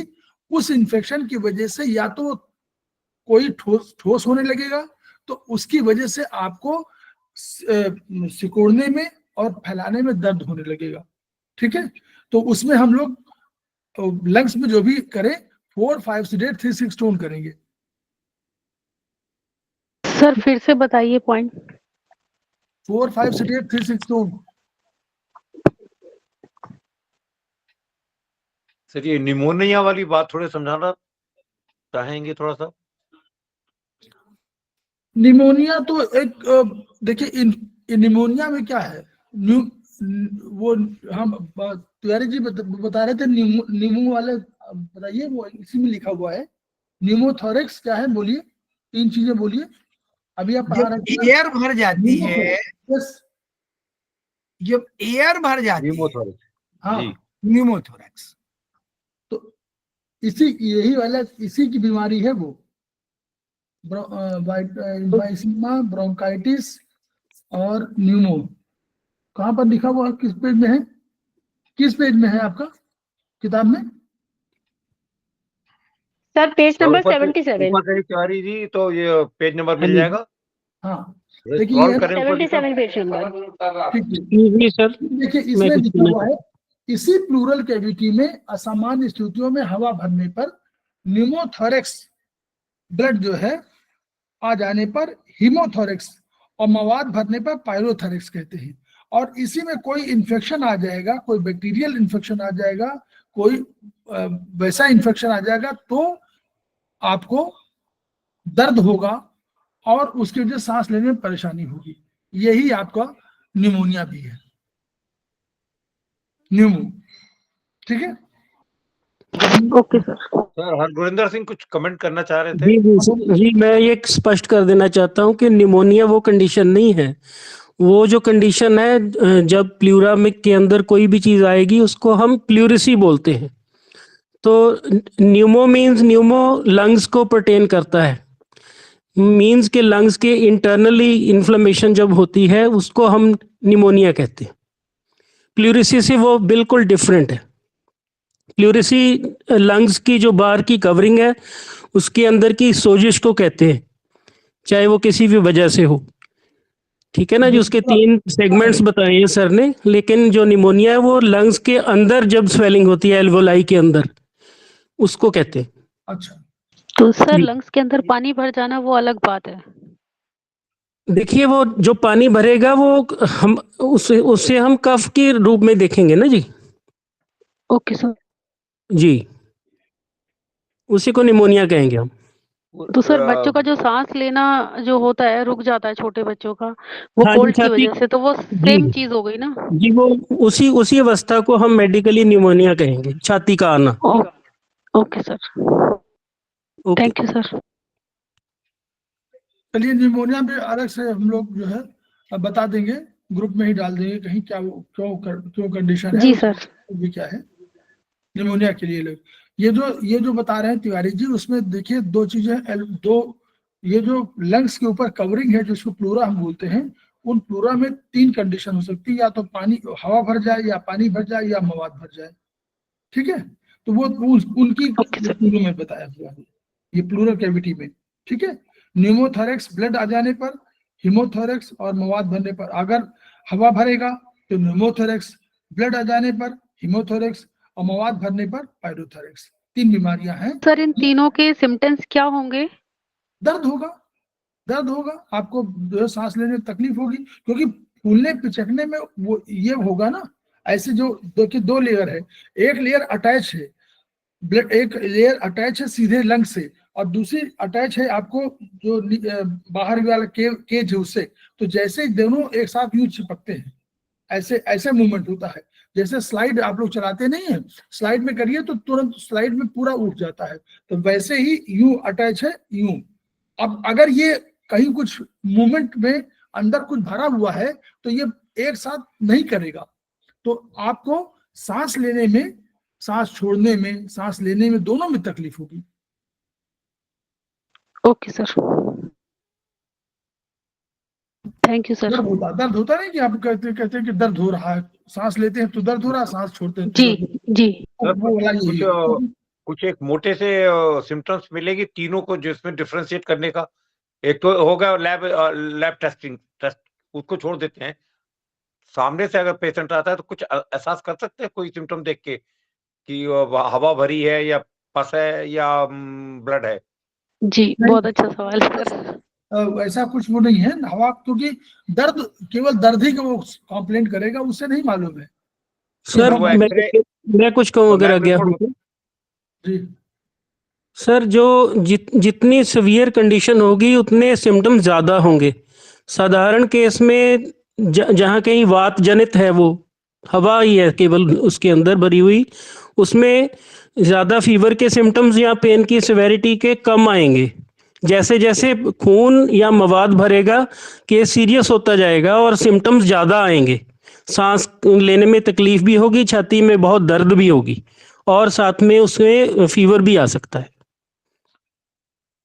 हाँ, थैंक यू। देखिए फीवर तो अगर मान लीजिए एयर के साथ कोई इन्फेक्शन है तो भी आएगा। जी जी तो जी। केवल इसका सिम्टम है कि आपके पास शरीर में कोई चीज है जो अनवांछित है, फीवर उसमें देखिए आएगा, क्योंकि बॉडी का इम्यून सिस्टम है वो अगेंस्ट में तैयार करता है और वो फीवरिश आपको फील होता है और फीवर पैदा करता है, ताकि तो फीवर तो हर केस में आएगा, चाहे आपको मवाद हो तो भी आएगा सर, आपको। जो पहली अवस्था होगी वात जनित होगी, उसमें टोरपोरस फील होगा, फिब्राइल फीलिंग होगी, फीवर चाहे डिटेक्ट ना भी हो। लेकिन ब्लीडिंग में जब ब्लड उसके एक्यूमुलेट कर जाएगा या पस आएगी तब तो आना ही आना फीवर, वो तो एक शर्त बन जाएगी। टेस्ट वही है पैथोलॉजिकल टेस्ट। जी जी। नहीं, इवन हमारे ख्याल से फ्रीक्वेंसी ऑफ ब्रीदिंग जो हम बोलते हैं 15 से 18 होती है पर मिनट, उसकी भी फ्रीक्वेंसी बढ़ जाएगी, वो बहुत जल्दी जल्दी हाँफता हुआ भी नजर आएगा।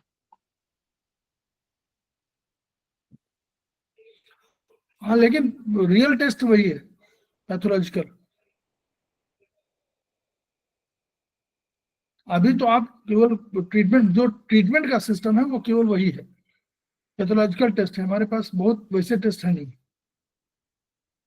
अंदाज लगा सकते हैं लेकिन कैसे मानेंगे कि ये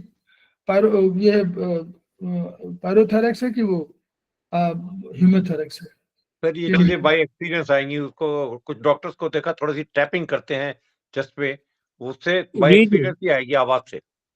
अनडाउटेडली जी, बिल्कुल। उसमें एक्सरे वगैरह भी करना पड़ेगा कंफर्मिटी के लिए।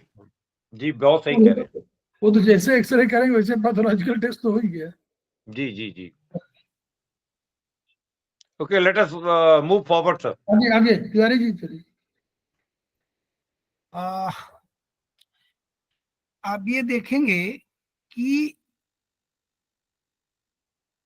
ब्रोंकाई के बाद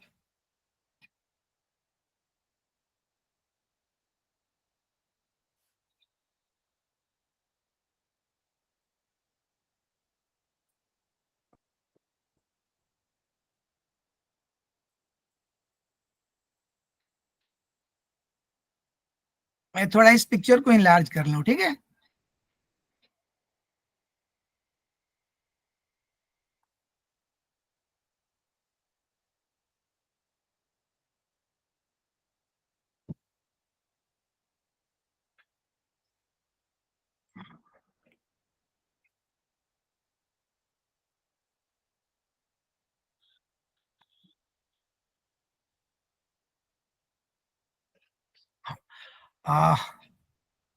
ये ब्रोंकाई के बाद ये ट्यूब जाती है जो कार्टिलेज में नहीं है।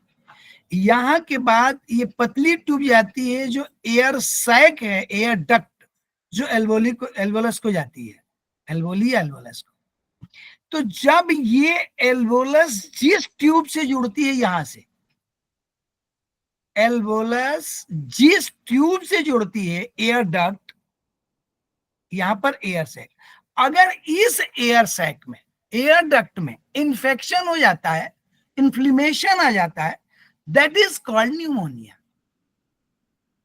ध्यान से सुनिए, जो ये एल्वोलस है, ये इस ट्यूब से, जिस ट्यूब से जुड़ी रहती है उसको एयर डक्ट बोलते हैं, और उसके पहले एयर सैक।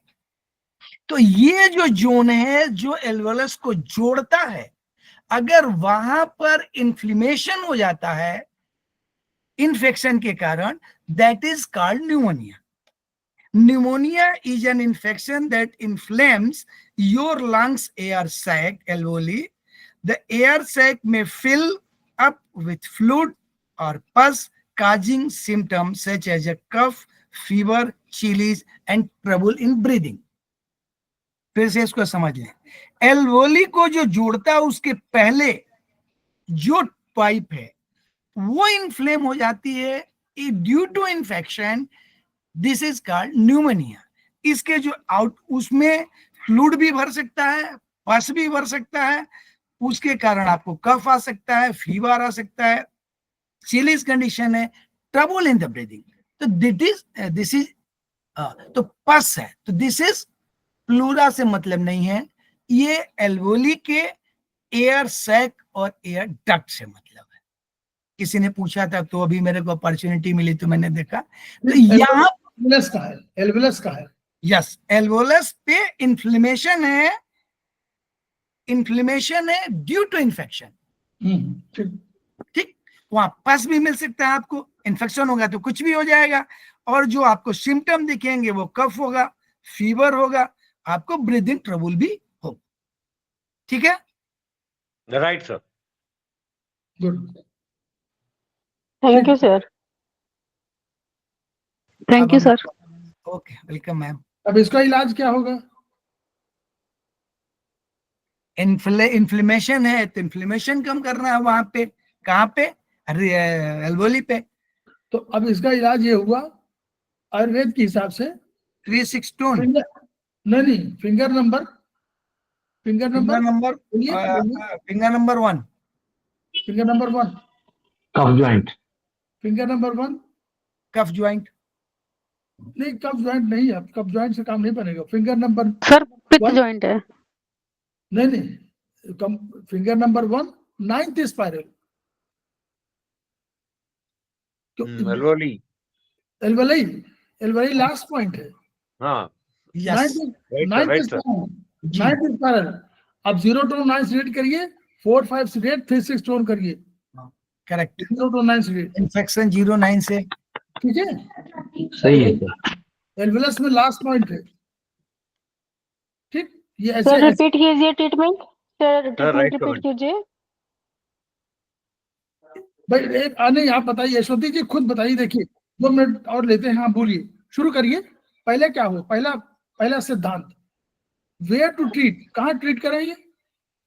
अगर सीएम इन एम में करेंगे तो कहाँ करेंगे, और इसमें करेंगे तो कहाँ करेंगे? तो इसमें करेंगे फिंगर नंबर, बोलिए। फिंगर नंबर 1 पर। हाँ, वेरी गुड।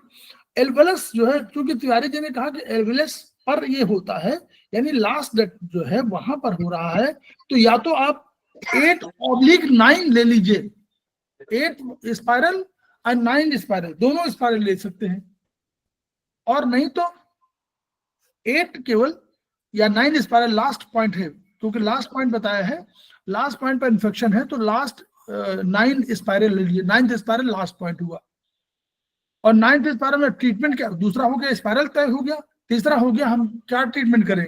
तो हमको क्या करना है, उसमें से कोई इन्फेक्शन हो गया है, तो इन्फेक्शन के हम 2 पॉइंट हैं, 4 5 09 सीडेट, जी 4 5 सीडेट 3 4 6 5 स्टोन, 3 6 स्टोन, 6 और टोन, हाँ जी। 0 टोन, 0 9 टोन इसलिए, ठीक है, जी ऐसे बनेगा थोड़ा, मतलब हम लोग कोशिश कर रहे हैं। या सर 8 and 9 आरएल ब्लूम लेंगे।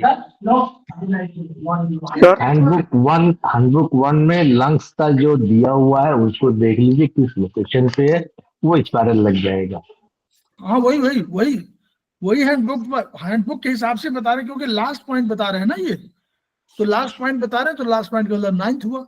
8 या 9 दो चीजें होगी, या तो 8 और 9। सर नाइन्थ स्पाइरल का लॉजिक समझ में नहीं आ रहा। हाँ सर, ऐसा है, डिवीजन वाले पॉइंट पर है ये। 9th स्पाइरल डिवीजन वाले पॉइंट पर है। जब डिवीजन आप करेंगे, लंग्स का डिवीजन करेंगे, तो यहाँ पर लंग्स का ट्रीटमेंट पूरा नहीं कर रहे हैं हम लंग्स में लास्ट पॉइंट का कर रहे हैं, तो उसको हम लोग टुकड़ों में बांट रहे हैं। तो लास्ट में टुकड़ा जब कोई होगा, तो जो मेरे हिसाब से है उसमें HB1 में यही होगा कि वो क्योंकि एल्वेलस लास्ट पॉइंट है, इसलिए 9th स्पाइरल होगा, इसलिए 9th स्पाइरल है। हालांकि इसमें सर लंच को टुकड़ों में बांटा गया है, लंच को डिवाइड किया गया है। आपने वो HB1 अभी पढ़िए थोड़ा सा, उसमें सबके डिवीजन लिखे हुए हैं। ठीक है सर। और सर एक जनरल क्वेश्चन है, यदि लंच को उपचार देना हो, पूरा लंच को उपचार देना हो या पूरा हार्ट को देना हो, तो उसको कैसे करेंगे? तो आपके सिंगल, आपके पास सिंगल है, फिंगर तो ले लिया, लंग्स कहाँ पर रखा हुआ है?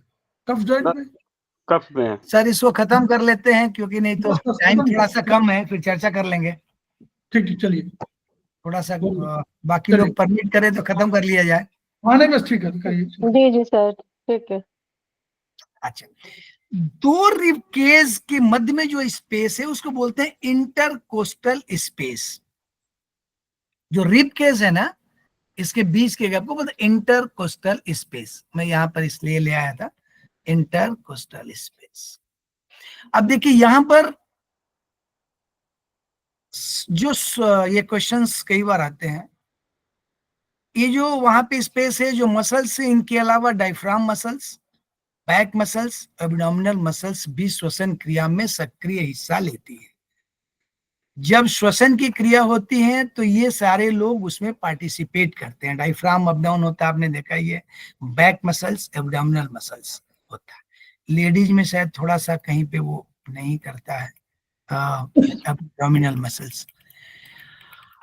और एक जो ये श्वसन का चक्र है, रेस्पिरेटरी, ये 4 सेकंड का है, और इसीलिए आप देखेंगे तो 1 मिनट में अप्रॉक्स 15 बार रेस्पिरेशन होता है। और जो इंस्पायरेटरी फेज है ये 1.2 सेकंड का है। गैस को एक्सचेंज होने के लिए 1 सेकंड का टाइम मिलता है, लेकिन इतना फास्ट होता है कि वो जो हीमोग्लोबिन है उस पे ऑक्सीजन 0.003 सेकंड में ही चिपक जाता है, मतलब उसके साथ हो लेता है और वो मूव कर जाता है।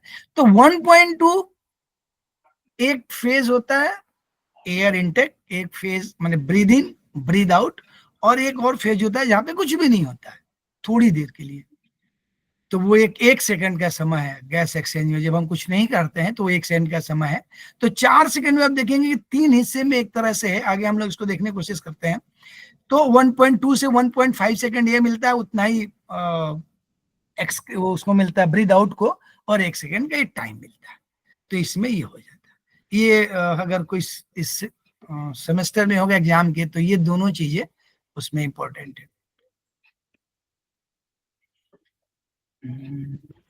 बड़ा कर देने से ना, अब जो ब्रीदिंग का टाइप है ना, वो 4 तरीके का है एक तरह से, कि थोड़ी कंडीशन चेंज होंगी तो उसको हम लोग क्या क्या बोलेंगे। हमने ये बोला था कि जो प्रेग्नेंट महिला है उसमें एब्डोमिनल मसल्स की हेल्प नहीं मिलती है, और जो ब्रीदिंग है उसको यूपिनिया बोलते हैं, थोरेसिक एब्डोमिनल में होता है। इसमें सहयोग इनका मिलता है, महिलाओं में एब्डोमिनल मसल्स का सहयोग हेल्प नहीं मिलता।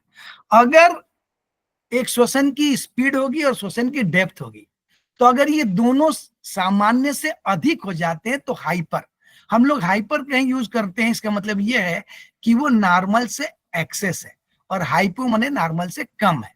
तो अगर ये दोनों बढ़ जाते हैं तो इसको हाइपरपेनिया बोलेंगे।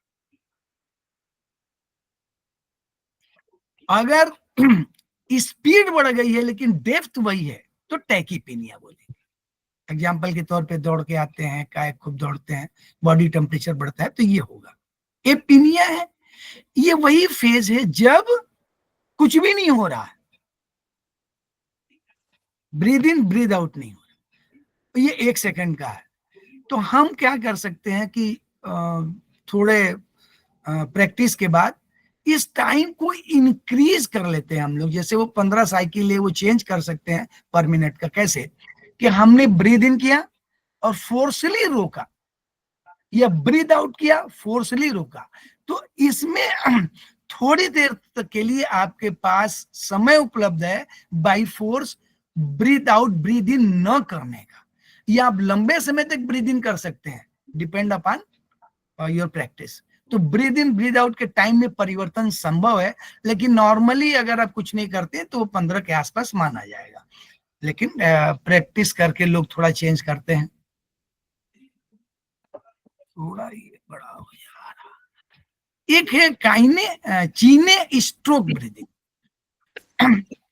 हाइपरपेनिया जब बढ़ जाएगी, एपिनिया जो जब नहीं कुछ हो रहा है, इसमें साइक्लिक फैशन में चेंजेस होते रहते हैं। कैसे होता है? अगर आप ऊपर जाते हैं तो हाई एल्टीट्यूड पे, मतलब कि आप हाइट पे जाते हैं, तो हाइपोक्सिया, शॉर्टेज ऑफ ऑक्सीजन हो जाती है। हाइपोक्सिया माने शॉर्टेज ऑफ ऑक्सीजन।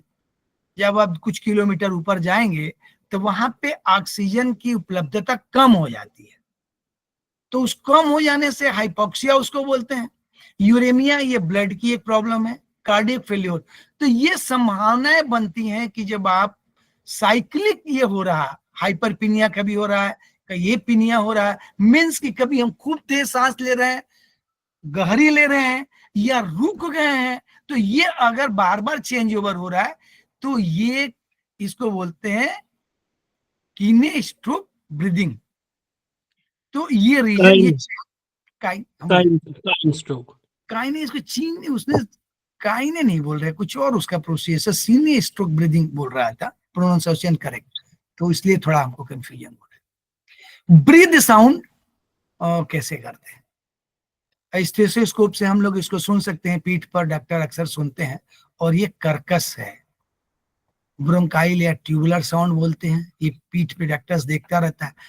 अगर सीने में लंग्स एरिया में सुनाई पड़ती है, मतलब ब्रोंकाई कट गई है, ओपन हो गई है। अगर ये पीठ या सीने पे सुनाई देती है तो इसलिए डॉक्टर वहां सुनता है कि कुछ हो तो नहीं गया। अब क्या बोलता है? Vesicular sound. अगर खाली घड़े को नल के नीचे लगा देंगे तो एक जो आवाज आती है, अगर वो आवाज सुनाई देती है तो ये ब्रीथ साउंड है, सामान्य है, ये सब लोग सुने होंगे। रॉन्ची कहाँ गए भाई? थोड़ा मैं बड़ा कर दिया ना इसलिए। अगर ये मधुमक्खियों की आवाज, भन बनाने की आवाज आती है तो ब्रोंकाइल अस्थमा में या क्रोनिक ब्रोंकाइटिस में हो सकता है। अगर सूखे पत्ते की चलने की आवाज आ सकती है तो क्रेप्टेनस की ये एक प्रॉब्लम है। एल्वोली में ये मवाद भर गया है, टीबी और न्यूमोनिया। देखिए यहाँ पर आ रहा है टीबी और न्यूमोनिया। एल्वोली में ल्यूमेन में फ्लूइड भर गया है, कि न्यूमेन की हम लोग बात किए थे, तो टीबी के केस में भी होगा और निमोनिया के केस में होगा कि एल्वोली में ल्यूमेन भर गया। इसलिए सर 0 टोन 9 सीडेट और 4-5 सीडेट 3-6 टोन की हम लोग बात कर रहे थे।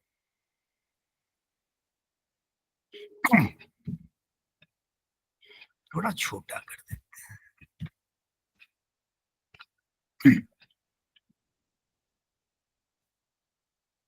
क्या है भाई, क्या हो रहा है? एक वर्ड है टाइडल वॉल्यूम। जब हम पीस की कंडीशंस में ब्रीथ करते हैं तो जो वॉल्यूम होता है वो टाइडल वॉल्यूम कहता है, और इस सामान्यतः 500 ml होता है, ½ लीटर। वाइटल कैपेसिटी, ये वो कैपेसिटी है, ये डिपेंड करता है हमारे ऊपर कि मैं कितना हायर ऑक्सीजन अपने अंदर भर सकता हूं यार। तो लंग्स टिश्यू थोरेसिक केज की सामूहिक इफिशियंसी है ये। हम एफर्ट लगा के लंग्स को एक्सपेंड करते हैं, जोर लगा के भरते हैं, तो ये जो कैपेसिटी है वो 4 to 6 लीटर है। इससे मेजरमेंट होता है कि आपके चेस्ट की इफिशियंसी कितना है। मतलब आप जब उसमें मैक्सिमम ब्रीद इन करते हैं तो उसकी साइज क्या हो जाती है, वॉल्यूम, और ब्रीद आउट करते हैं तो क्या, तो ये जो चेंज होता है ये इफिशियंसी है, इसे मेजर की जाती है वाइटल कैपेसिटी। एथलीट और स्विमर का जो उनके टाइडल वॉल्यूम सामान्य सदी को, क्योंकि ये मेहनत लगातार एफर्ट करते रहेंगे तो उनके एक्सपेंड होने की कैपेसिटी इंक्रीज हो जाती है, और प्रेगनेंसी में ये सामान्य से कम हो जाती है। ब्रोंकाइल अस्थमा और ब्रोंकाइटिस, एम्फीसेमा, ये 3 डिजीज है जिनकी हम लोग एक जानना चाहते हैं। Bronchial muscles develop tendency to go under spans, not known, and edema of mucus lining, so the person become unable to inspire. Bronchitis में क्या करता है? It is a common inflammatory condition when parapharyngeal mucous membrane is infiltrated by airborne bacteria virus. Similar respective inflammation is found in nasal mucous membrane, paranasal sanity. अब इसको यहां थोड़ा सा देखने की कोशिश करते हैं।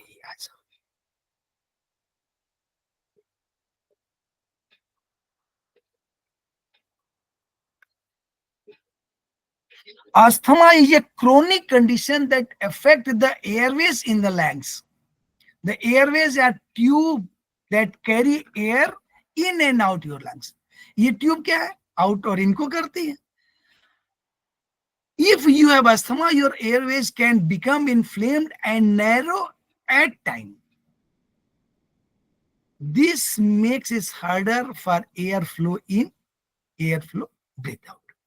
इसमें यह कहने की कोशिश कर रहा है कि किसी भी प्रतिक्रिया के कारण अगर वायु मार्ग संकुचित हो जाता है, जिसमें खांसी, घरघराहट और सांस की तकलीफ होगी, यह दमा की स्थिति हो सकती है। ये क्यों है? इसमें थोड़ा ब्रोंकाइटिस और ब्रोंकाल अस्थमा में थोड़ा डिफरेंस इसको जानना है। किसी भी लंग्स की डिजीज के कारण, ये लंग्स डिजीज में एयरवे, जहां से एयर पास होनी है, ये देखिए, अगर ये एरिया है जहां से एयर पास होनी है और ये जो थिकनेस से ये फूल गई, इन्फ्लेम्ड हो गई, नॉर्मल ब्रोंकिलिस और एस्थमेटिक ब्रोंकिलिस, इसमें अस्थमा दिखा रहा, माने ये जो थिकनेस है वो बढ़ गई तो अंदर की जो ये होल है इसकी तुलना में कम हो, ये अस्थमेटिक है, जिसको अस्थमा हो जाता है, ऐसा माना जो ये पिक्चर है। तो देखिए जो बाहरी सतह है ना, ये देखिए वो एक्सटर्नल, ये भी कुछ डिसेप हो जाता है। यहां से यहाँ पे डायमीटर ज्यादा था, यहाँ डायमीटर कम हो गए, अलग अलग ये चीजें डेवलप हो जाएंगी, डिसेप हो जाएंगी, जो इसमें दिखा रहा है। तो क्या करना है? पैसेज कम या ज्यादा होगा, नैरो हो जाएगा पैसेज और इन्फ्लेमेशन होगा। इसका मतलब क्या है?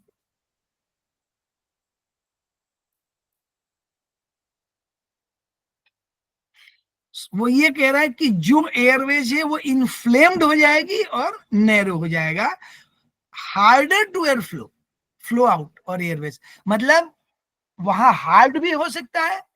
एयर फ्लो हार्ड होने का मतलब यहाँ क्या कह रहा है कि एयर फ्लो होने में दिक्कतें होंगी, एयर फ्लो कम हो सकता है, आपको ताकत लगानी पड़ सकती है।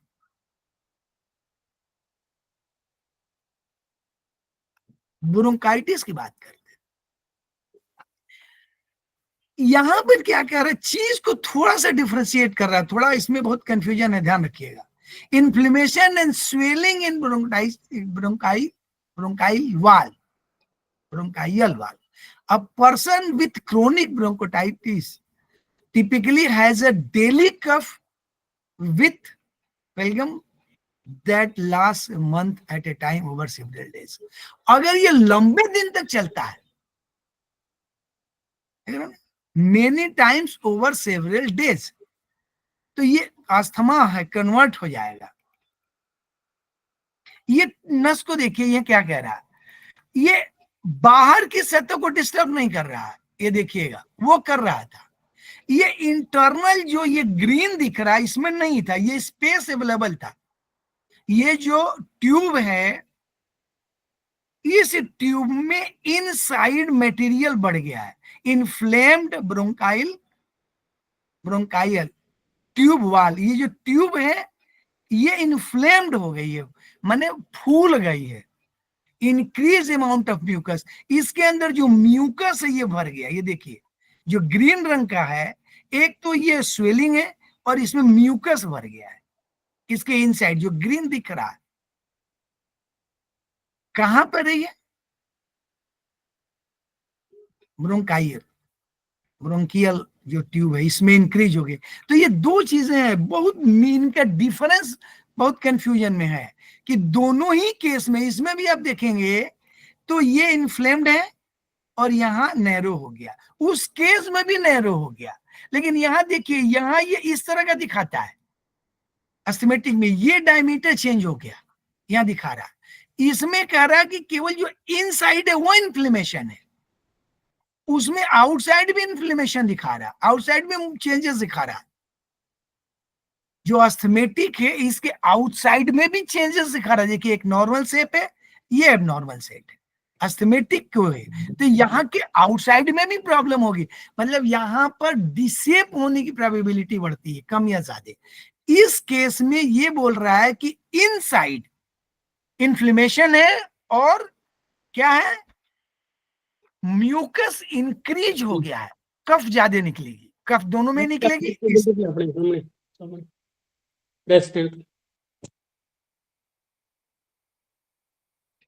कोई कुछ समझाना चाह रहा है? जी सर, एक क्लैरिफाई करना चाहता था यहाँ पे।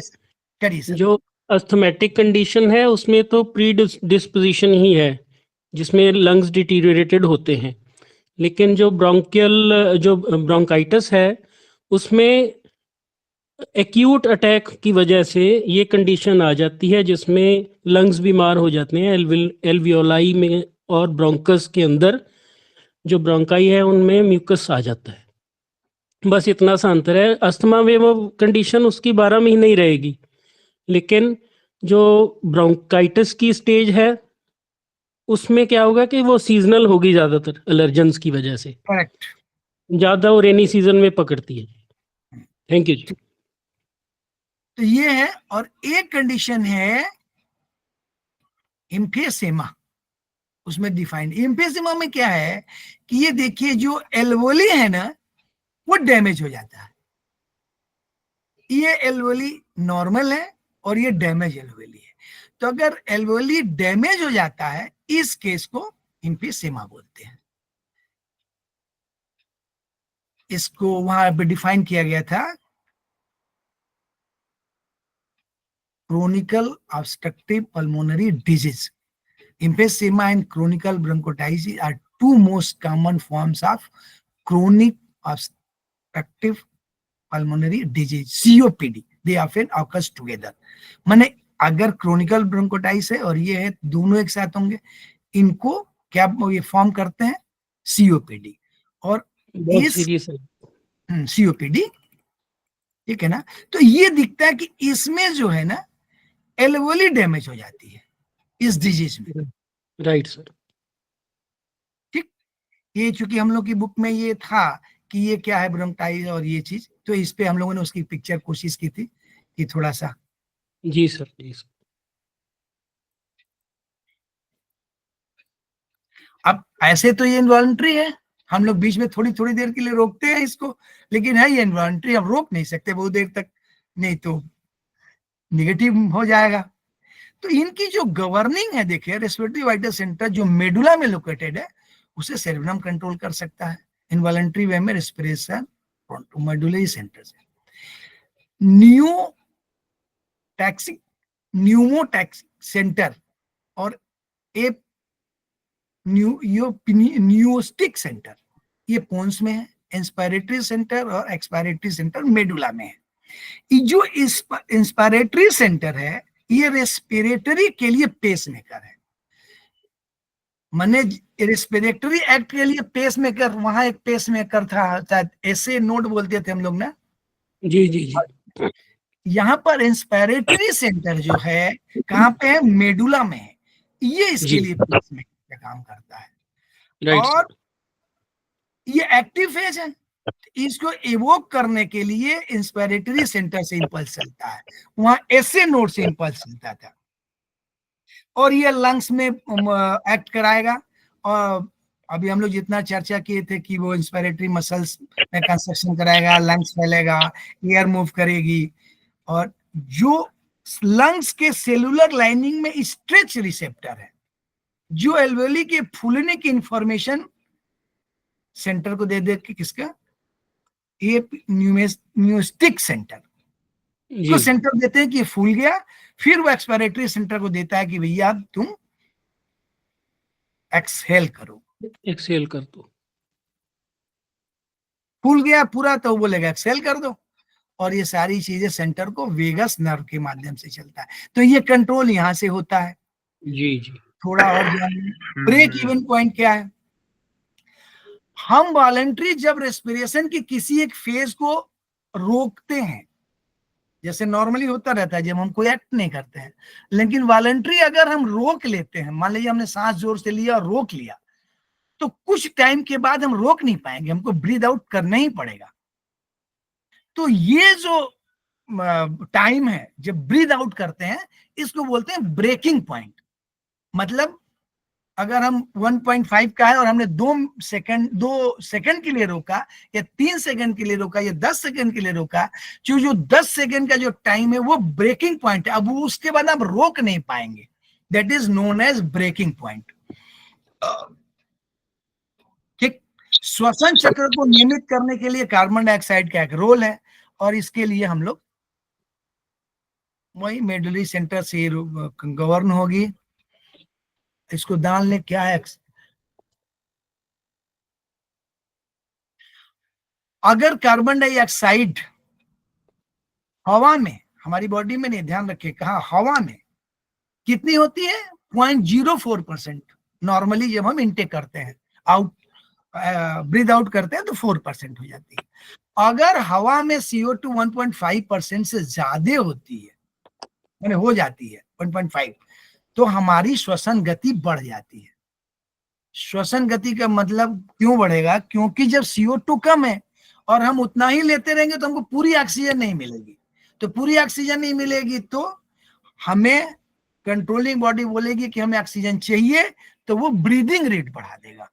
तो CO2 बढ़ने पर मतलब ऑक्सीजन कम हो जाएगी तो ब्रीदिंग रेट बढ़ जाएगी।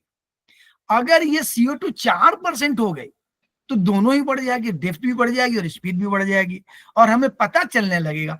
अगर किसी कार्बन डाइऑक्साइड युक्त जहां पर 4% अगर हम वहां जाते हैं तो हमें ये फील होने लगता है कि अरे यार हमको ब्रीदिंग ट्रबल हो रही है, यहाँ ऑक्सीजन की कमी हो गई है।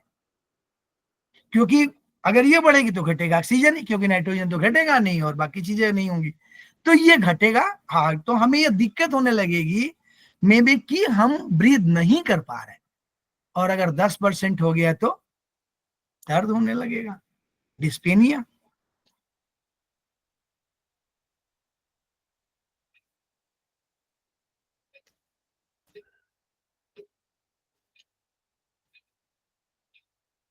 क्या है भाई, क्यों नहीं हो रहा? और 15% हो जाता है तो स्केलेटल मसल्स रिजिड हो जाती हैं, टेटेनस लाइक कंडीशन, और कांपने लगती है।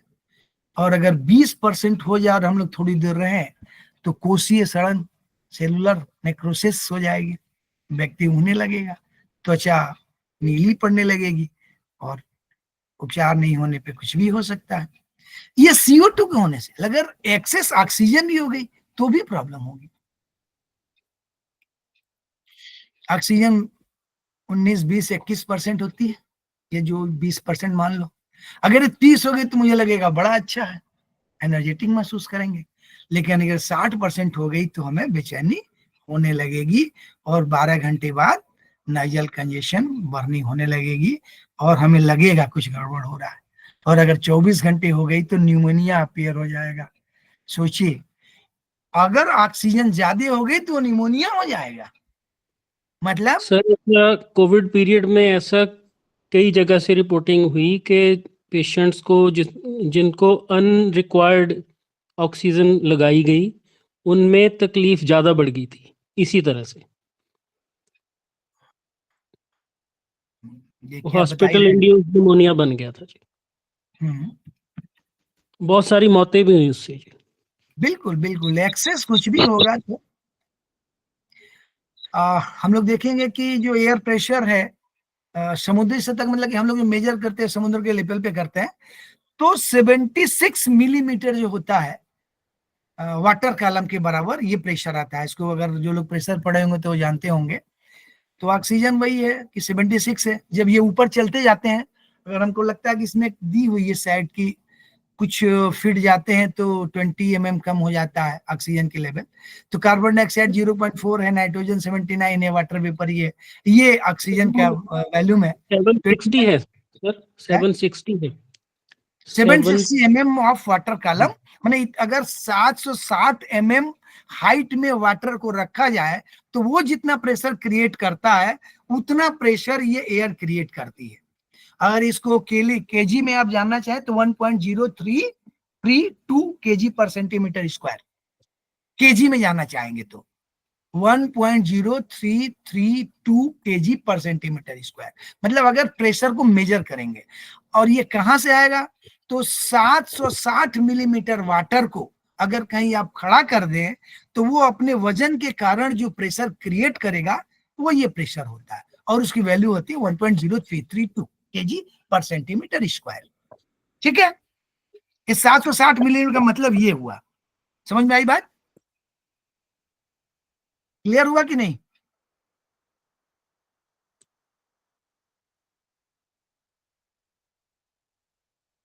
मेरी आवाज जा रही है? जी जी सर, आवाज आ रही है, पर थोड़ा एक Carry क्लियर on. करें और थोड़ा। आ रही इसको है फिर क्लियर कर देता हूं। अगर किसी भी पाइप में आप 760 मिलीमीटर मतलब 76 सेंटीमीटर पानी भर दें किसी पाइप में, तो वो पानी अपनी वजन के कारण नीचे एक दाब उत्पन्न करेगा। ठीक है, तो वो दाब की जो वैल्यू होगी वही वायुमंडलीय दाब के बराबर होती है। और इसको मेजर करेंगे प्रेशर गेज में तो 1 सेंटीमीटर पे 1 केजी का प्रेशर उत्पन्न करेगा। जो लोग केमिस्ट्री फिजिक्स पढ़े होंगे उनको ध्यान होगा। तो चलिए Clear है सर? ठीक हाँ ठीक। ठीक, तो ये और ये ऑक्सीजन 21% हम लोग बोल रहे थे, कार्बन डाइऑक्साइड नाइट्रोजन ये परसेंटेज है, और इतना दाब क्रिएट करता है ये अलग अलग। बस हम लोग को जानना क्या परसेंटेज है। नाइट्रोजन जल में आंशिक रूप से घुलनशील है, और नाइट्रोजन रेस्पिरेटरी मेम्ब्रेन में डिफ्यूजन नहीं होती है।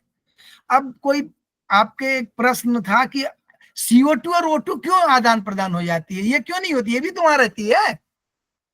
नाइट्रोजन भी तो रहता है साथ में हवा के हमारे लंग्स में, लेकिन ये डिफ्यूजन नहीं होती है।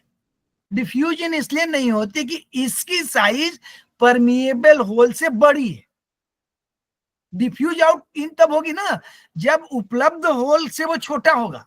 अगर कहीं 1 mm का होल है और 2 mm का कोई चीज पास करना होगा तो नहीं होगी। तो इसीलिए जबकि इसकी परसेंटेज आते हैं, ये डिफ्यूजन नहीं होती है।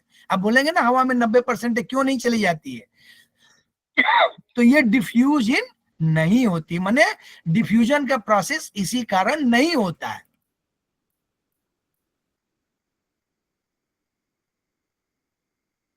रक्त में देखेंगे तो ये है 1900, 100 में 19, सिराओं में 15 और अंतःकोशिकाओं में 15।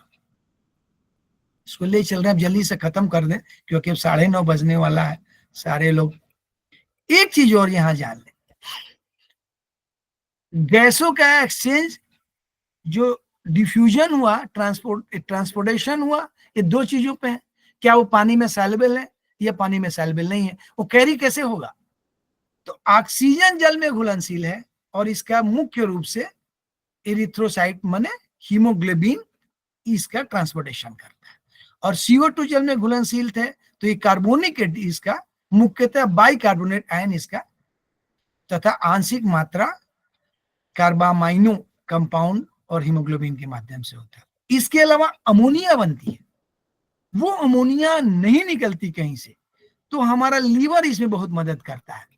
अमोनिया जो बनती है मेटाबॉलिक रिएक्शन में, वो जल में घुलनशील होकर लीवर में पहुंचती है और लीवर अमोनिया को यूरिया में कन्वर्ट करता है, तब वो किडनी से बाहर निकलती है।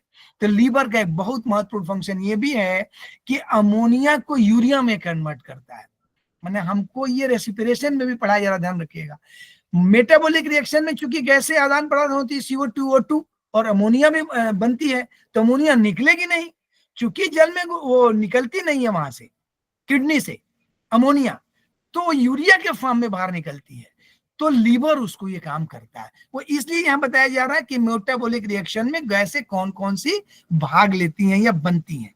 तो CO2 O2 और अमोनिया, तो अमोनिया का एक, क्योंकि अमोनिया बाहर निकलती बॉडी से तुरंत यूरिया अमोनिया में कन्वर्ट होती है, इसलिए जहां कहीं भी लोग यूरिन करते हैं वहां एक बदबू आती है, वो बदबू अमोनिया की होती है, क्योंकि वो बाहर निकलते फिर अमोनिया में कन्वर्ट हो जाती है।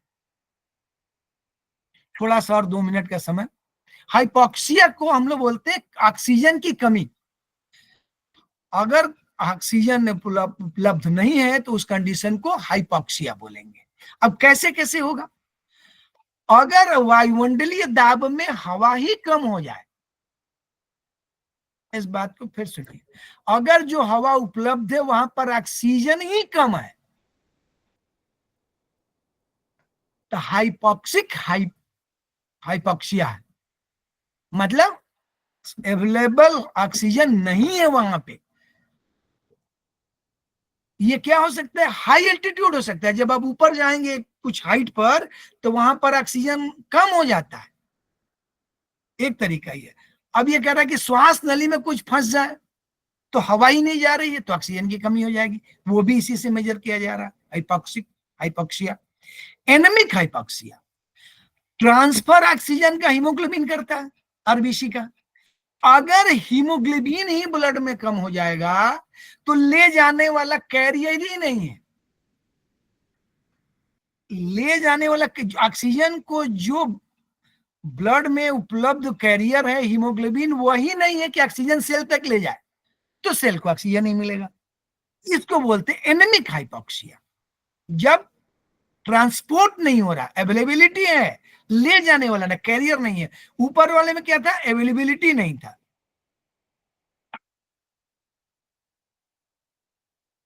स्टेगनेंट हाइपोक्सिया, जब ब्लड का फ्लो ही कम हो जाए। हार्ट जो है, मान लीजिए को 5 लीटर ब्लड पर मिनट कर रहा है, वो 4 लीटर ही करने लगेगा, 2 लीटर करने लगेगा। मीन्स कि उसका जो फ्लो है, इसमें प्रभावित कौन है? हार्ट, या कहीं से रुकावट आई है। तो अगर ये नहीं हो रहा है तो भी उतने हीमोग्लोबिन नहीं जाएंगे, तो उतनी ऑक्सीजन नहीं जाएगी। देख रहे हो ना, पल्मोनरी वेसल्स में क्लॉट या थ्रोम्बोसिस, ये हो सकता है। हम लोग उसके पहले चर्चा किए थे, कोई रीजन हो सकता है। हिस्टोटॉक्सिक हाइपोक्सिया, अगर उपलब्ध है, सेल तक ऑक्सीजन पहुंच गया, लेकिन सेल उसको ले नहीं पा रहा। अब ये सेल की अपनी प्रॉब्लम है कि उसके पास उपलब्ध है और वो उसका यूज नहीं कर रहा, तो ये किसी पॉइजन के कारण और भी जो रीजन है उसके कारण होगा, तो यूज नहीं कर रहा है। तो ये 4 हाइपोक्सिया की कंडीशन हुई। पहला, जब, मैं इसको रिपीट कर रहा हूं कि हम लोग को जानना चाहिए, जब उपलब्ध नहीं है हवा में ऑक्सीजन, नंबर 1। दूसरा, हीमोग्लोबिन ले जाने के लिए उपलब्ध नहीं है। तीसरा, हार्ट ही ब्लड को सर्कुलेट कम करा रहा है, या और भी कोई रीजन हो सकता है सर्कुलेशन कम होने का।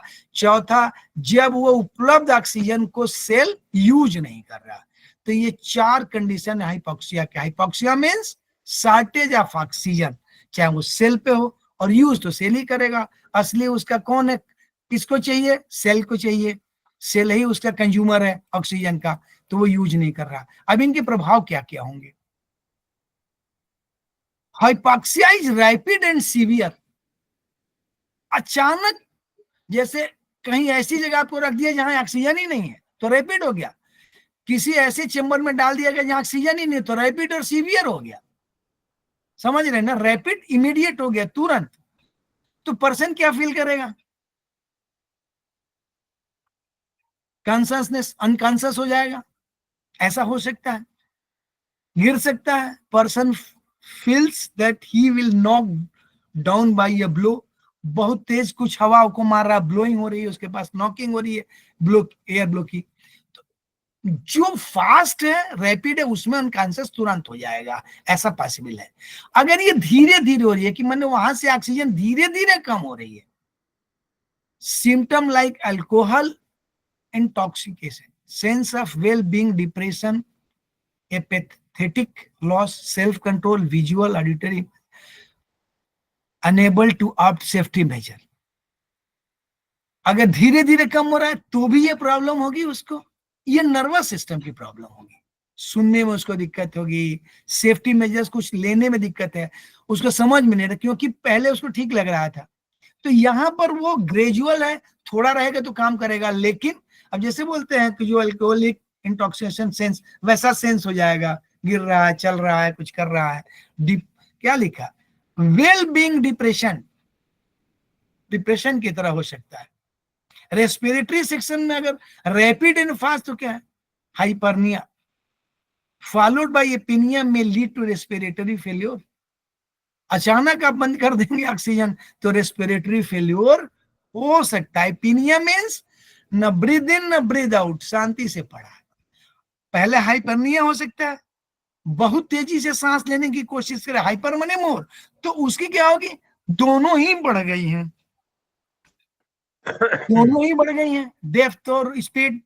और उस फॉलो क्या कर रहा है, उसके बाद क्या हो रहा, हाई नहीं है, शांत हो गया, एपिनिया मींस कुछ नहीं, तो रेस्पिरेटरी फेल्योर हो सकता है। ग्रेजुअल अगर धीरे धीरे हो रही है तो ब्रीदिंग रेट इंक्रीज होगी, माने वो कोशिश करेगा ब्रीदिंग रेट इंक्रीज करके कि हमको ऑक्सीजन ज्यादा मिले।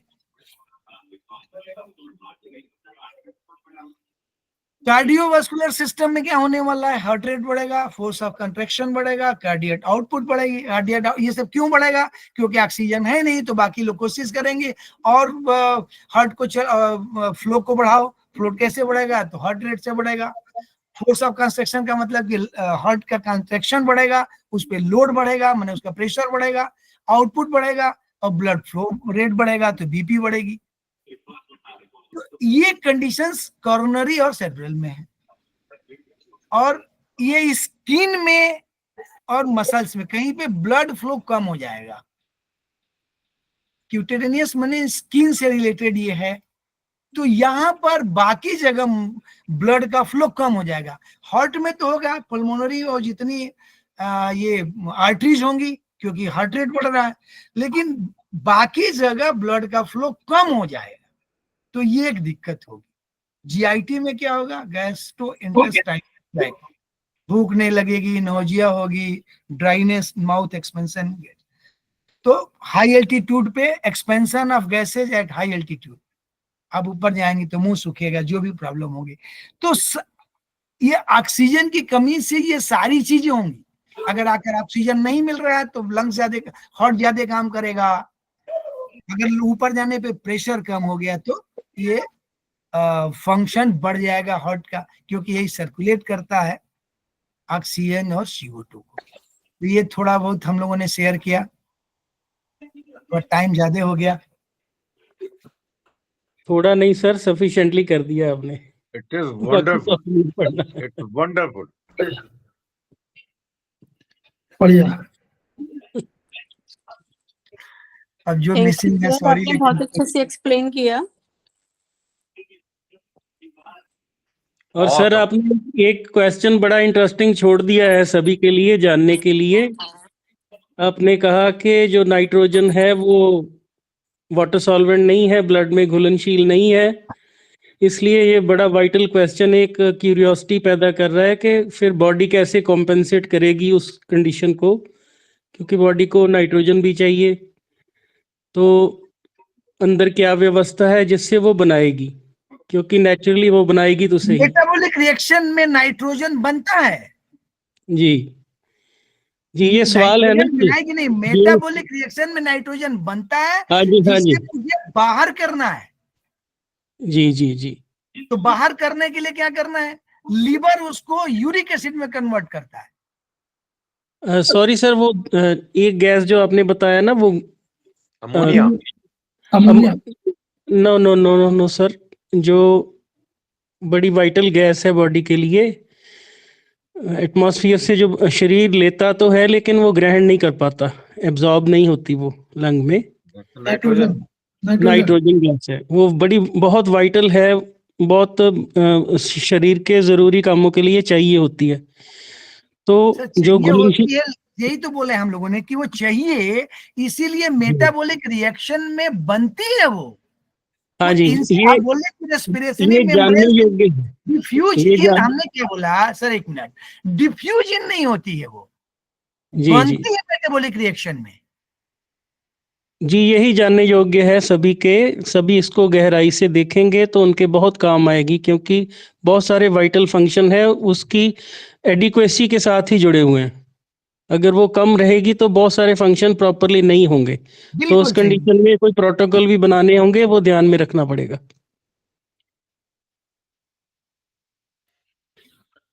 चलिए, हम लोग बहुत बढ़िया समय हो गया और तिवारी जी ने खूब अपना एक्सप्लेन किया, वेल एक्सप्लेन, और आप लोगों को सब समझ में आया होगा। वीडियो को हम लोग शेयर करेंगे और इसको भी बढ़ाएंगे। जो हमको ज्ञान मिला हुआ उसको दूसरे को ट्रांसफर करेंगे, दूसरे को ज्ञान अपने को ट्रांसफर करेंगे। और पढ़ाई में हम लोग जो इसके बेसिस पर हम लोग प्रोटोकॉल तय करते हैं, ये जानना इसलिए आवश्यक है कि इनका फंक्शन क्या है और इनके बेसिस पे जो रोग होते हैं उन रोगों का हम लोग इलाज किस तरह कर सकते हैं, चाइनीज में और आयुर्वेदिक में, मेरेडियन दोनों में, आयुर्वेदिक से ट्रीटमेंट में। तो फिर इन्हीं के माध्यम से अपने ज्ञान को बढ़ाते हुए हम लोग जनता की सेवा के लिए, यानी रोगों को दूर करने के प्रयास में खेमका सर के जो सिद्धांत है, खेमका सर का जो सपना है, उसको पूरा करने का प्रयास करेंगे। सपने क्या है मालूम है, each one reach one, treat one, each one teach. Sir एक बात मैं कहना चाहूंगा। मुझको आरती मैडम ने एक मैसेज दिया था कि 10 बजे से डीडी न्यूज उत्तर प्रदेश पे ये एक्टिव प्रेशर पे कुछ हाफ एन आवर का प्रोग्राम है। मैं बहुत लेट ज्वाइन हुआ हूँ, हो सकता है आपने मैसेज दिया हो, तब भी जो भी हमारे साथ जुड़े हुए हैं उस प्रोग्राम को देखने की कोशिश करें, हो सकता है कि इसे हम और प्रसारित कर सकें एक्टिव प्रेशर के बारे में। इतना ही सर।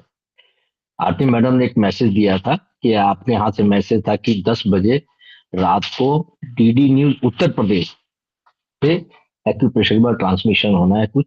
प्लीज आप जितने जुड़े हैं एक बार देखने का प्रयास कीजिएगा, मैं भी देखने का प्रयास करता हूँ। धन्यवाद मैम। प्रणाम सर, थैंक यू जी। प्रणाम सर, नमस्कार सर।